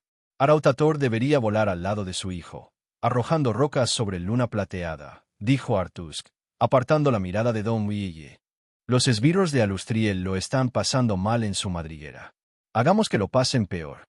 Una maniobra inútil que solo servirá para que los muchos magos de luna plateada alivien su aburrimiento», respondió Tiago. «Los aplastaremos». No, que se aburran, replicó de inmediato Tiago, ante lo que Artusk entrecerró los ojos y emitió un grave gruñido. Luna Plateada no es Nesme, ni siquiera Sundabar, señor de la guerra. Es una ciudad repleta de magos. Ya arrojamos rocas sobre la ciudad. ¿Lo has olvidado? El orco ni siquiera parpadeó. Y sus magos lanzaron conjuros que las hicieron caer al suelo antes de que pudiesen causar daño alguno. Siguió Tiago. Los dos estábamos ahí, tú con Orbangras y yo sobre mi dragón. Y sabes muy bien lo que pasó. Lancemos las rocas de noche, la oscuridad nos ocultará, arguyó Artus. Los magos no verán nada hasta. No podemos montar a los dragones por la noche, le cortó Tiago con una carcajada burlona, y los ojos del orco brillaron encolerizados. La piel de un drow, o de un orco, no resiste el frío de la noche invernal a esa altura. Ordena a los dragones que vuelen solos. Rugió Artusk. Tiago se reclinó en su asiento y cruzó los dedos ante el rostro. Contempló al obstinado orco a través del abanico que formaban sus manos. Dejadnos, ordenó en voz baja a Saribel y los otros. Que se vayan todos. No te corresponde despachar a mis guardias. Duque de Nesme, avisó Artusk, pronunciando el título de Tiago con desprecio. Muy bien, que se queden si es ese tu deseo, replicó Tiago con una risotada. Los droidomieyes se marcharon junto a un par de gigantes y varios orcos y goblins. Artusk no apartó la mirada de Tiago, aunque acabó por hacerles un gesto a los orcos que formaban su séquito personal, para se marchasen. Tosun cerró la puerta tras el último de ellos. Haríamos bien en no exigir tanto a los dragones, comentó Tiago cuando se quedaron a solas. Sin embargo, ambos eran conscientes de que el mago Drow habría formulado un hechizo para estar al tanto de la conversación. Deberíamos saquear Luna Plateada e ir contra Everlund. Tiago soltó otra de sus irritantes carcajadas. Te aseguro que me encantaría, pero te advierto que no se puede abusar de un dragón. Arautator es más viejo que cualquiera de los que participan en esta campaña y su nombre de la antigua Muerte Blanca no es vano. Se le llamó para que nos sirviera, insistió el orco. Y ahí es donde te equivocas, replicó Tiago. Arautator no está al servicio de nadie, ni al de los orcos de muchas flechas, ni al de los gigantes de Brillalbo, ni al de los Drow de Menzo Berranzan. Es un dragón, anciano, enorme y letal. Tu mago lo trajo a nuestro lado, insistió Artusk. ¿Mi mago? Preguntó Tiago con gravedad, y Artusk apretó la mandíbula. El anciano de tu ciudad. Gromp, sí. Es cierto. Es más viejo que Arautator y, con toda probabilidad, el único que podría derrotarlo en un combate. Pero Gromp no está aquí, señor de la guerra. Está en casa, en la ciudad de las arañas y allí, es donde se va a quedar. Llámalo, insistió Artusk. No, mejor no, replicó Tiago. Si le pidiésemos a Gromp que se impusiera al dragón, que lo amenace si es preciso, él tomaría la decisión más sencilla y acabaría con nuestras vidas sin vacilar. Artusk volvió a gruñir. Deja que los dragones disfruten de su recreo invernal, le aconsejó Tiago. Paciencia, mi buen señor de la guerra. Maldita sea esta espera. Paciencia, insistió Tiago. Nuestros enemigos no irán a ninguna parte, a no ser que intenten romper los cercos que rodean sus ciudades y ciudadelas. Los graneros de Sundabar están en nuestras manos. Contamos con una línea de abastecimiento que llega hasta la ciudad Drow de Khuzor-Larrin y podemos recorrer nuestros dominios y cazar a nuestro antojo. El invierno es apenas un contratiempo para nosotros, pero para nuestros enemigos. Ah, señor de la guerra, para nuestros enemigos son tiempos de racionamiento y miseria. ¿No es eso lo que nos importa? Luna Plateada está llena de magos y sacerdotes, le recordó Artusk. Cierto, Luna Plateada pasará un invierno agradable. Y Everlund también, sin duda. Pero los enanos, señor de la guerra, enterrados en sus agujeros. Siempre pasan el invierno bajo tierra. ¿Qué estupidez es esta? Sí, pero durante el invierno comercian con Luna Plateada y Sundabar, explicó Tiago. Y hemos bloqueado sus rutas comerciales. Mi gente recorre los túneles, por no hablar de los orcos y los goblins. Los enanos siempre han prosperado con el comercio, pero ahora no pueden comerciar. Los enanos saben dónde encontrar provisiones en la antípoda oscura, pero ahora no pueden campar a sus anchas. No disfrutarán del invierno, te lo garantizo. Cuando comience el año 1485 y recrudezca el invierno en los meses de Martillo y Alturiak, los rugidos de sus estómagos sonarán con más fuerza que los martillos en sus forjas. Tu gente lo ha previsto todo. Es nuestra costumbre. Pero los enanos son más duros de lo que crees. No cuestiono su ingenio y determinación, repuso Tiago, con una sonrisa cómplice. Pero ni siquiera un enano come piedras, mi amigo orco. Deja que se mustien y mueran en sus agujeros. Quizá devoren a sus muertos cuando empiecen a caer los más viejos y los más jóvenes. Eso suena muy bien. También es posible que intenten romper su encierro. Tienes que entender, amigo mío, que si cae una de las fortalezas de los enanos, las otras dos se encontrarán en una situación aún más desesperada. Advar fabrica armas. Felbar es la que une a las otras dos. Y Mithril Hall. Hizo una pausa y fue su turno de gruñir, aunque se pareció más al ronroneo de un gato a punto de abalanzarse sobre un ratón de campo. ¿Qué ocurre con Mithril Hall? Ese es el premio, contestó Tiago, y no dijo más. No, soy una Dourden, le corrigió Saribel. Suma sacerdotisa de la octava casa de Menzoberranzan.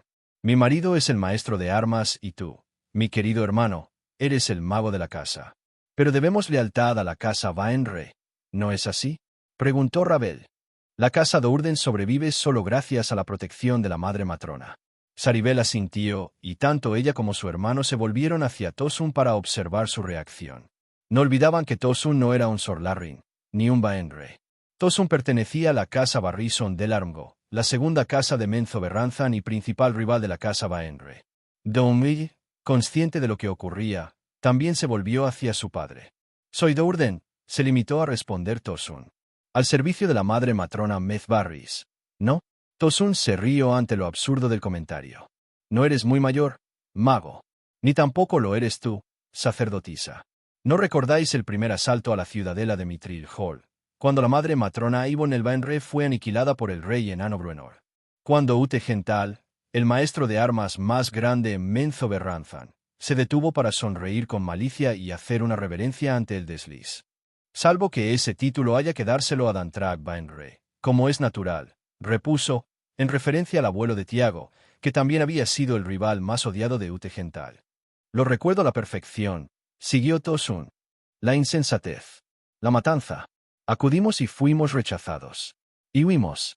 Esa fue la decisión que tomaron los que quedaron tras la muerte de la madre matrona Ivonnel.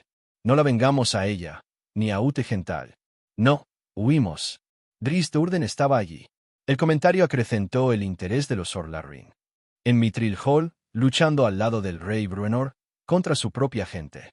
Así que los Drow huyeron, y Mezbarris tuvo mucho que ver en esa decisión. Nunca se mostró muy favorable a esa guerra. Madre matrona Mezbarris, le enmendó Saribel, aunque su tono traslucía más curiosidad que irritación. Pero yo no me fui, se jactó Tosun. Me negué a marcharme. Y esperé con los míos y preparamos el terreno. Entonces fue cuando vimos la oportunidad que nos brindaba el primer rey Obould y la aprovechamos, igual que hace ahora la madre matrona Kentel, mucho más sabia que la anterior. Y ved lo que hemos logrado, amigos. Abrió los brazos. El reino de muchas flechas, donde los orcos campan a sus anchas y su número es infinito. ¿Nos quieres convencer de que te preparabas para este día? ¿Es eso lo que intentas decir? Yo preparé el campo de batalla, replicó Tosun. ¿Dudas de mí? ¿Cuentas con 100.000 guerreros orcos a tu disposición y te atreves a dudar de mí? Entonces, te consideras un héroe de Menzoberranzan, le acusó Saribel. Me considero un Do'Urden, respondió él, encajando la acusación sin parpadear. El patrón de la casa Do'Urden, si me atengo a lo dicho por la madre matrona. Y estoy contento de serlo. Es posible que la casa sea una recién llegada, pero ya contamos con un asiento en el consejo rector. Sometida a las exigencias de la casa Vaenre, repuso Saribel. Por el momento sí, con la madre matrona Dargir, reconoció Tosun. Pero considera el inmenso talento con el que cuenta la casa. Y sus alianzas, en especial con la casa Vaenre. Y la gloria que alcanzamos con cada victoria lograda en esta tierra, una tierra que conozco mejor que cualquier Drow. Por no hablar de nuestros lazos con Sorlarrin. 2 hijos de Cerit ostentan posiciones de poder en la nueva casa. Y aún hay más, añadió, señalando hacia la sala que acababan de abandonar. Entre los nuestros tenemos a Tiago, un noble Vaenre con ambición y talento, emparentado con la madre matrona y favorecido por esta. Es bueno ser un Do'Urden. Se calló para permitir a los otros asimilar sus sorprendentes declaraciones. Es posible que tengas razón, algún día en el futuro, repuso Rabel, al cabo de un largo silencio. Por el momento, ser un Do'Urden significa estar atrapado en este lugar horrendo y sin techo, asolado por las ventiscas. Y es todavía peor ahora, que no podemos calentarnos con la sangre de nuestros enemigos o escuchar sus gritos de agonía para alejar el hastío. Tosun y Saribel asintieron. El mago acababa de expresar lo que sentían ellos también. ¿Cuántos años pasaste aquí? Preguntó Ravel a Tosun, aunque era una pregunta retórica, más una expresión de incredulidad ante la idea de que alguien pudiera quedarse en un lugar así por su propia voluntad. Tosun no respondió. Ravel comenzó a mirar a su alrededor como haría un animal enjaulado y se detuvo en Don Buille. Me aburro, declaró. Ven. Le tendió una mano. La elfa dirigió una mirada confundida a su padre. Dame placer, exigió Ravel con aspereza. Don Buille se ruborizó ante la crudeza de la petición. Sin embargo, su revulsión inicial cedió al pensar en las opciones que se abrían ante ella. Ravel era el mago de la casa Dourden, un hijo noble de la casa Sorlarin, amigo de Tiago y hermano y confidente de Saribel. Aprovecha la oportunidad, pensó Don Buille, oyó en la cabeza. Las posibilidades de aceptar la propuesta y mejorar su posición entre los dos surgieron tentadoras. Una idea disparatada, dada su condición, pero tentadora. Miró a Ravel, quien le dedicó una sonrisa llena de lujuria. Luego consultó con la mirada a su atribulado padre. Tosun se limitó a hacer un gesto para que aceptara la petición y fuese con Ravel. Don Buille tendió una mano temblorosa hacia la mano del Drow. Ravel la cogió y se la llevó a toda prisa. Mi hijo me cuenta que el señor de la guerra no está contento, le dijo el gran Arautator a Tiago, cuando el Drow se reunió con él en una cueva no muy lejos de Nesme. Artusk siempre está enfadado por algo, respondió Tiago con desdén. Así es esa bestia repugnante y por eso nos ha sido tan útil desde el principio. Me preocuparía que estuviese contento, y más ahora con esta tregua. Una tregua que él no quiere. Los deseos de Artusk no importan. Haré lo que le digamos, u otro ocupará su lugar. El Drow soltó una breve carcajada. De cualquier modo, su presencia es temporal. Estaremos aquí cuando él ya no esté. Yo sí que estaré, dijo el dragón. Sobreviviré a todos. Cuando no seáis más que polvo, yo reclamaré esta tierra para mí. Hablaba de los años venideros, no de los siglos, repuso Tiago con sequedad. ¿Años? Tu gente mide el tiempo por semanas, no por años. Sobrevivirás a Artusk si lo asesinas. De lo contrario, el orco reclamará el reino de muchas flechas cuando los Drow vuelvan a sus túneles en la oscuridad. Eso no ocurrirá. Ya está ocurriendo. Su exclamación alborotó el pelo del Drow y lo heló hasta los huesos. No lo puedes negar. La mayor parte de tu gente se ha marchado ya. Tiago reflexionó antes de responder, viendo que el dragón se estaba alterando.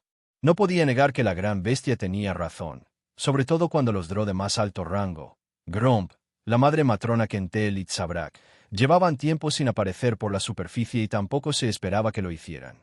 De pronto, se le ocurrió que si Arautator se enfadaba, podía devorarlo para hacer patente su cólera ante la madre matrona y al archimago.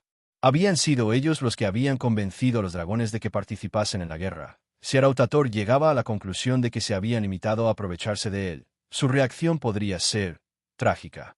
Mi gente no está habituada a este frío, gran dragón, explicó con calma. O a la nieve. Mi aliento es más frío aún, advirtió el dragón. Cierto.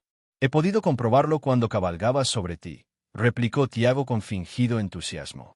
¿Niegas que el invierno ha hecho que los Drow abandonen estas tierras y la guerra? En absoluto.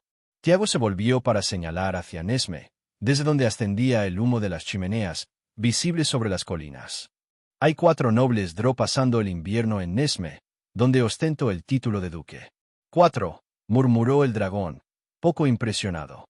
Ravel de Cushor-Larrin, ciudad hermanada con Menzoberranzan, expuso Tiago. Noble hijo de la madre matrona Ferit, quien rige Cushor-Larrin. Tosun de la casa Barrison del Armgo, segunda casa de Menzoberranzan, y la princesa Saribel, que es Baenre y Sorlarrin. Y también Tiago, quien ya no es Baenre, señaló el astuto dragón. Ahora todos pertenecéis a esa casa menor. ¿No es así? Solo puedes hablar en nombre de Dourden. No te corresponde hacerlo en nombre de Baenre, ni Barrison del Armgo, ni tampoco de la casa Sorlarrin. Tiago observó al gran dragón. Era evidente que Araut-Bator había estado haciendo indagaciones. ¿Casa menor? Preguntó con desdén. ¿Qué posición ocupa Dourden entre las casas de Menzoberranzan? ¿Dónde están los líderes Drow? Yo soy el líder Drow de esta guerra. No cuestiones la importancia de la recién creada casa Dourden. Una casa nombrada así a propósito para desacreditar al renegado que recorre de nuevo estas tierras. ¿Otra vez él? Preguntó Arautator, que no parecía especialmente impresionado. No menosprecies a Drizzt Do'Urden, mi gran amigo. Es uno de esos molestos héroes cuyo nombre entonan los bardos mientras recorren las tabernas de Faerun. Estoy seguro de que vosotros, los dragones, habéis topado con los de su clase. Es el tipo de héroe que derroca a los reyes tiránicos. Arautator comenzó a gruñir, sabiendo lo que venía a continuación, aunque eso no detuvo al Drow. El tipo de héroe que mata dragones, concluyó Tiago, sin hacer caso de los gruñidos de Arautator. Durante un momento, se miraron el uno al otro sin pronunciar palabra. Hay más Drow aquí de los que ves, aseguró Tiago, rompiendo el silencio. En los túneles de la antípoda oscura superior de la Marca Argentea, vigilando a los enanos para que no puedan abandonar sus madrigueras. La caída de Nesme es un buen logro y que Sundabar ya no exista es aún mejor. Y lo mejor de todo será cuando aplastemos Luna Plateada. Devoraré a todos los supervivientes de esa maldita ciudad, prometió el dragón, recordando las veces en que sus ataques a la poderosa fortaleza mágica habían sido repelidos gracias al talento de sus magos. El botín de estas ciudades es prometedor, sin duda. Esclavos y tesoros, pero conseguir los mejores esclavos y los tesoros más valiosos no resultará tan sencillo. Los enanos, concluyó Arautator. Exacto. Los humanos y elfos de la Marca Argentea no suponen una gran amenaza para los Drow. Si alguna vez se les ocurriese marchar contra Menzoberranzan, serían aplastados antes de poder acercarse a nuestras lindes. Pero los enanos. Mi gente no está dispuesta a que prosperen en la Marca Argentea como han hecho hasta ahora. Cuando los enanos prosperan, cavan a mayor profundidad y a mayor profundidad molestan a mi gente. Los Drow ocupamos los túneles alrededor de Mithril Hall, Felbar y Advar, le aseguró al dragón. Mi gente combate contra los enanos a diario, los obligan a quedarse en sus agujeros e impide que puedan aprovisionarse. Al final, tendrán que salir al exterior, y será entonces cuando alcancemos nuestra mayor victoria y Arautator obtendrá tesoros sin igual para su guarida. El dragón volvió a gruñir, pero en esta ocasión de satisfacción. Sin embargo, como solía ocurrir con las criaturas de su especie, la alegría de Arautator fue breve. No os quedaréis. El gran mago y la madre matrona se han marchado, y el resto lo seguiréis tarde o temprano. Si estos enanos tuviesen la importancia que les das, Gromp se habría quedado. Su poder deja en ridículo el que tú posees. El Drow frunció el ceño. No os quedaréis, insistió el dragón. Es posible que no lo hagamos, reconoció al final Tiago, pero nuestra huella permanecerá para siempre. Vuestra cicatriz, querrás decir. Como quieras. Pero es una cicatriz que nos beneficia a ambos. Gromp definió con claridad los términos de nuestro acuerdo y estamos dispuestos a respetarlos. Piénsalo, antigua muerte blanca, mi gente hace planes a largo plazo, pero los orcos son un atajo de imbéciles que se deja llevar por sus instintos más primarios. Es posible que Artusk y los suyos se atengan a lo prometido, pero otros ocultarán los tesoros antes que entregártelos. Conoces bien a los orcos y sabes que lo que digo es la verdad. Y sé también que los Drow son más astutos cuando se trata de engañar. Pero somos más sabios, lo bastante para saber que el engaño nos perjudicaría, repuso Tiago. No queremos los tesoros que buscas. Nuestra meta no es la riqueza, queremos poder. Poder para Lady Yod, al igual que tú buscas. Se detuvo con una sonrisa cómplice. Sabía que el dragón estaba pensando en el trato que había cerrado con Gromp y la madre matrona Kentel. Arautator y su hijo se sumaron a la guerra por los tesoros, pero no solo para acumularlos. No, los dragones cromáticos querían el oro y las gemas para preparar la llegada de su diosa del caos. Os estoy haciendo un favor, ¿no es así? Dijo el dragón. Tiago asintió con una sonrisa. ¿Has observado algún movimiento alrededor de Mithril Hall? Solo los orcos, contestó el dragón, quien se había dedicado a vigilar Mithril Hall desde el cielo a petición de Tiago. Y una legión de gigantes con sus máquinas de guerra acampadas sobre la loma entre la entrada occidental y el lugar al que llaman Valle del Guardián. Hay cientos de orcos cerca del gran puente sobre el Surbrin. Si los enanos intentan salir por este, hundirán el puente. ¿Volabas a gran altura? ¿Fuera de la vista de los orcos y los gigantes? Quiso saber Tiago. Sí, tal y como me indicaste. Vuela más bajo la próxima vez, si no te importa. Busca sus chimeneas y miradores espía, explicó Tiago ante la fija mirada del otro. Busca zonas en las montañas donde podamos enviar a nuestros espías. Los enanos no son estúpidos, Drow, repuso el dragón. Ocultan sus chimeneas en desfiladeros y precipicios, en las profundidades de cuevas oscuras. Volaré más bajo, como deseas, pero tú vendrás conmigo. Era una orden, no era una sugerencia. Si Tiago no le acompañaba, El dragón se negaría a hacer de diana para los posibles proyectiles de fuego o la magia de los enanos, al sobrevolar la montaña que alojaba Mithril Hall. No, solo lo haría si Tiago corría el mismo riesgo. Tiago aceptó la condición del dragón y pensó que le pediría a Ravel que fuese con ellos. El mago podía protegerlo contra los vientos helados que lo azotarían cuando cabalgase sobre el dragón, y quizás su magia sirviese para desvelar más secretos de los astutos habitantes de Mithril Hall. La parte más complicada sería convencer a Artusk para que retirase a los gigantes y los orcos de la zona. A pesar de lo que le había dicho Arautator, los Drow de la Antípoda Oscura Superior no estaban complicando en exceso la vida a los enanos de Mithril Hall. De las 3 ciudadelas enanas, esta era la más autosuficiente. Quizá los enanos pudieran resistir indefinidamente, y eso era algo que Tiago no estaba dispuesto a consentir. Y menos cuando su estancia en la superficie podría estar llegando a su fin. Y menos aún cuando Drizzt Do'Urden se hallaba en ese agujero con los enanos. Doumille estaba acostada en la cama de sus aposentos con los ojos clavados en el techo. Tenía lágrimas en los ojos, aunque no por el dolor que sentía en la mandíbula. Muchos varones Drow solían comportarse así. Frustrados por el servilismo al que los sometían las hembras Drow, abusaban de las hembras de otras razas, como Doumille, a las que consideraban despojos. Despojo. Iblit, en su lengua. Aunque ella también pertenecía por decreto a la casa Do'Urden, siempre sería una Iblit, o peor todavía, una Dargir. Pensó en su madre, en el bosque refulgente. Sina Fein era reina de los elfos y Doumille había sido una princesa. Ahora era un despojo. Pensó en su hermano y las lágrimas le cayeron sin freno. Recordó la extraña expresión de su padre cuando Ravel le había exigido que fuese con él, y en ese momento, intentó descifrarla. Esperaba que la intención de Ravel de abusar de ella hubiera despertado la indignación de Tosun, pero al recordar su expresión, Doumille no pudo evitar notar cierto anhelo. Al principio había pensado que esa mirada obedecía a sus ganas de agredir a Ravel por insultar a su hija. Pero en ese momento, se le ocurrió otra posibilidad, mucho más inquietante. ¿Y si era ambición y no despecho? ¿Y si al entregarla a Ravel, o a cualquier otro elfo oscuro importante de la casa Do'Urden, su padre solo pensaba en la posibilidad de cimentar su posición dentro de la casa? A fin de cuentas, él era un Barrison del Armgo, pertenecía a una familia enemistada con las casas de Baenre y Sorlarrin. Su posición en la casa Do'Urden era delicada debido a la presencia de Tiago, Saribel y Ravel. Y entonces fue cuando todo cobró sentido. La intención de Ravel no había sido saciar sus instintos carnales, ni lo había hecho movido por el aburrimiento. Su principal intención había sido poner a prueba la lealtad de Tosun. Tosun ya la había alertado sobre las pruebas a las que tendrían que enfrentarse. No había mencionado nada tan concreto como lo que acababa de pasar. Claro, pero sí que las costumbres de los Drow diferían mucho de las de los elfos del bosque. En el bosque refulgente, la sensualidad y el sexo eran grandes regalos, a menudo compartidos, pero nunca forzados u obligados.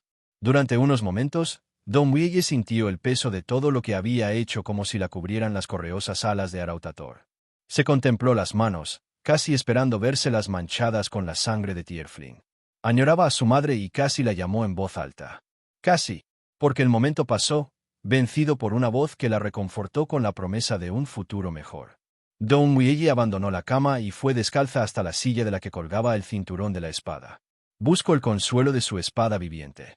«Te estás impacientando», le dijo Arautator a Tiago, unos días más tarde. Los dos habían dado con otra cueva, una profunda hendidura en realidad, en la montaña conocida por el nombre de Cuarto Pico. No parecía gran cosa, apenas una grieta en las rocas. Pero el agudo olfato de Arautator había detectado el olor del humo. El dragón había separado las piedras y Tiago se había metido entre ellas para localizar la chimenea oculta. El Drow no negó el comentario del dragón. ¿No detectas movimientos?, preguntó Tiago. La montaña está tranquila. Sella la chimenea, le dijo Tiago al poderoso dragón, y retrocedió rápidamente. Arautator examinó la chimenea, calculando su resistencia, o en ese caso, su falta de ella. «Sube a mi lomo, joven Baenre», dijo, y se agachó ante el Drow, para que éste alcanzara la silla de montar. Con Tiago acomodado, el dragón sopló su mortal aliento helado al interior de la grieta y la selló con una gruesa capa de hielo. El dragón sabía que el hielo acabaría derritiéndose a causa del calor que ascendía desde las entrañas de la montaña, por lo que la bestia se abalanzó sobre la ladera, y con las garras y las enormes alas, cubrió la grieta con grandes peñascos. El dragón saltó sobre las rocas para afianzarlas, y lo que había sido una grieta, se convirtió en un sólido montón de piedra. Que los enanos se asfixiaran con su propio humo. Bien hecho, amigo mío, le felicitó Tiago. Cuentan con 100 chimeneas más alrededor de la montaña, respondió el dragón. Les causaremos molestias, pero el humo no será bastante para hacerlos salir. Tiago asintió. Desde lo alto de su montura, el Dró contempló los campamentos de orcos y goblins al pie de la montaña y las filas de los gigantes con sus máquinas de guerra en el Valle del Guardián. Volemos a Sundabar, pidió el Dró. La fortaleza de Artusk, querrás decir, repuso el dragón con ironía. No se le escapaba que el nuevo nombre de la ciudad había servido para aplacar al estúpido líder orco. A pesar de sus temores de que los enanos sobrevivirían a sus intentos de asalto, Tiago irrumpió en carcajadas. El dragón se dejó caer desde la ladera y extendió las alas, aprovechando las corrientes de aire ascendentes. Se dirigió al este. Había llegado la hora de convencer al señor de la guerra de lo que tenía que hacer.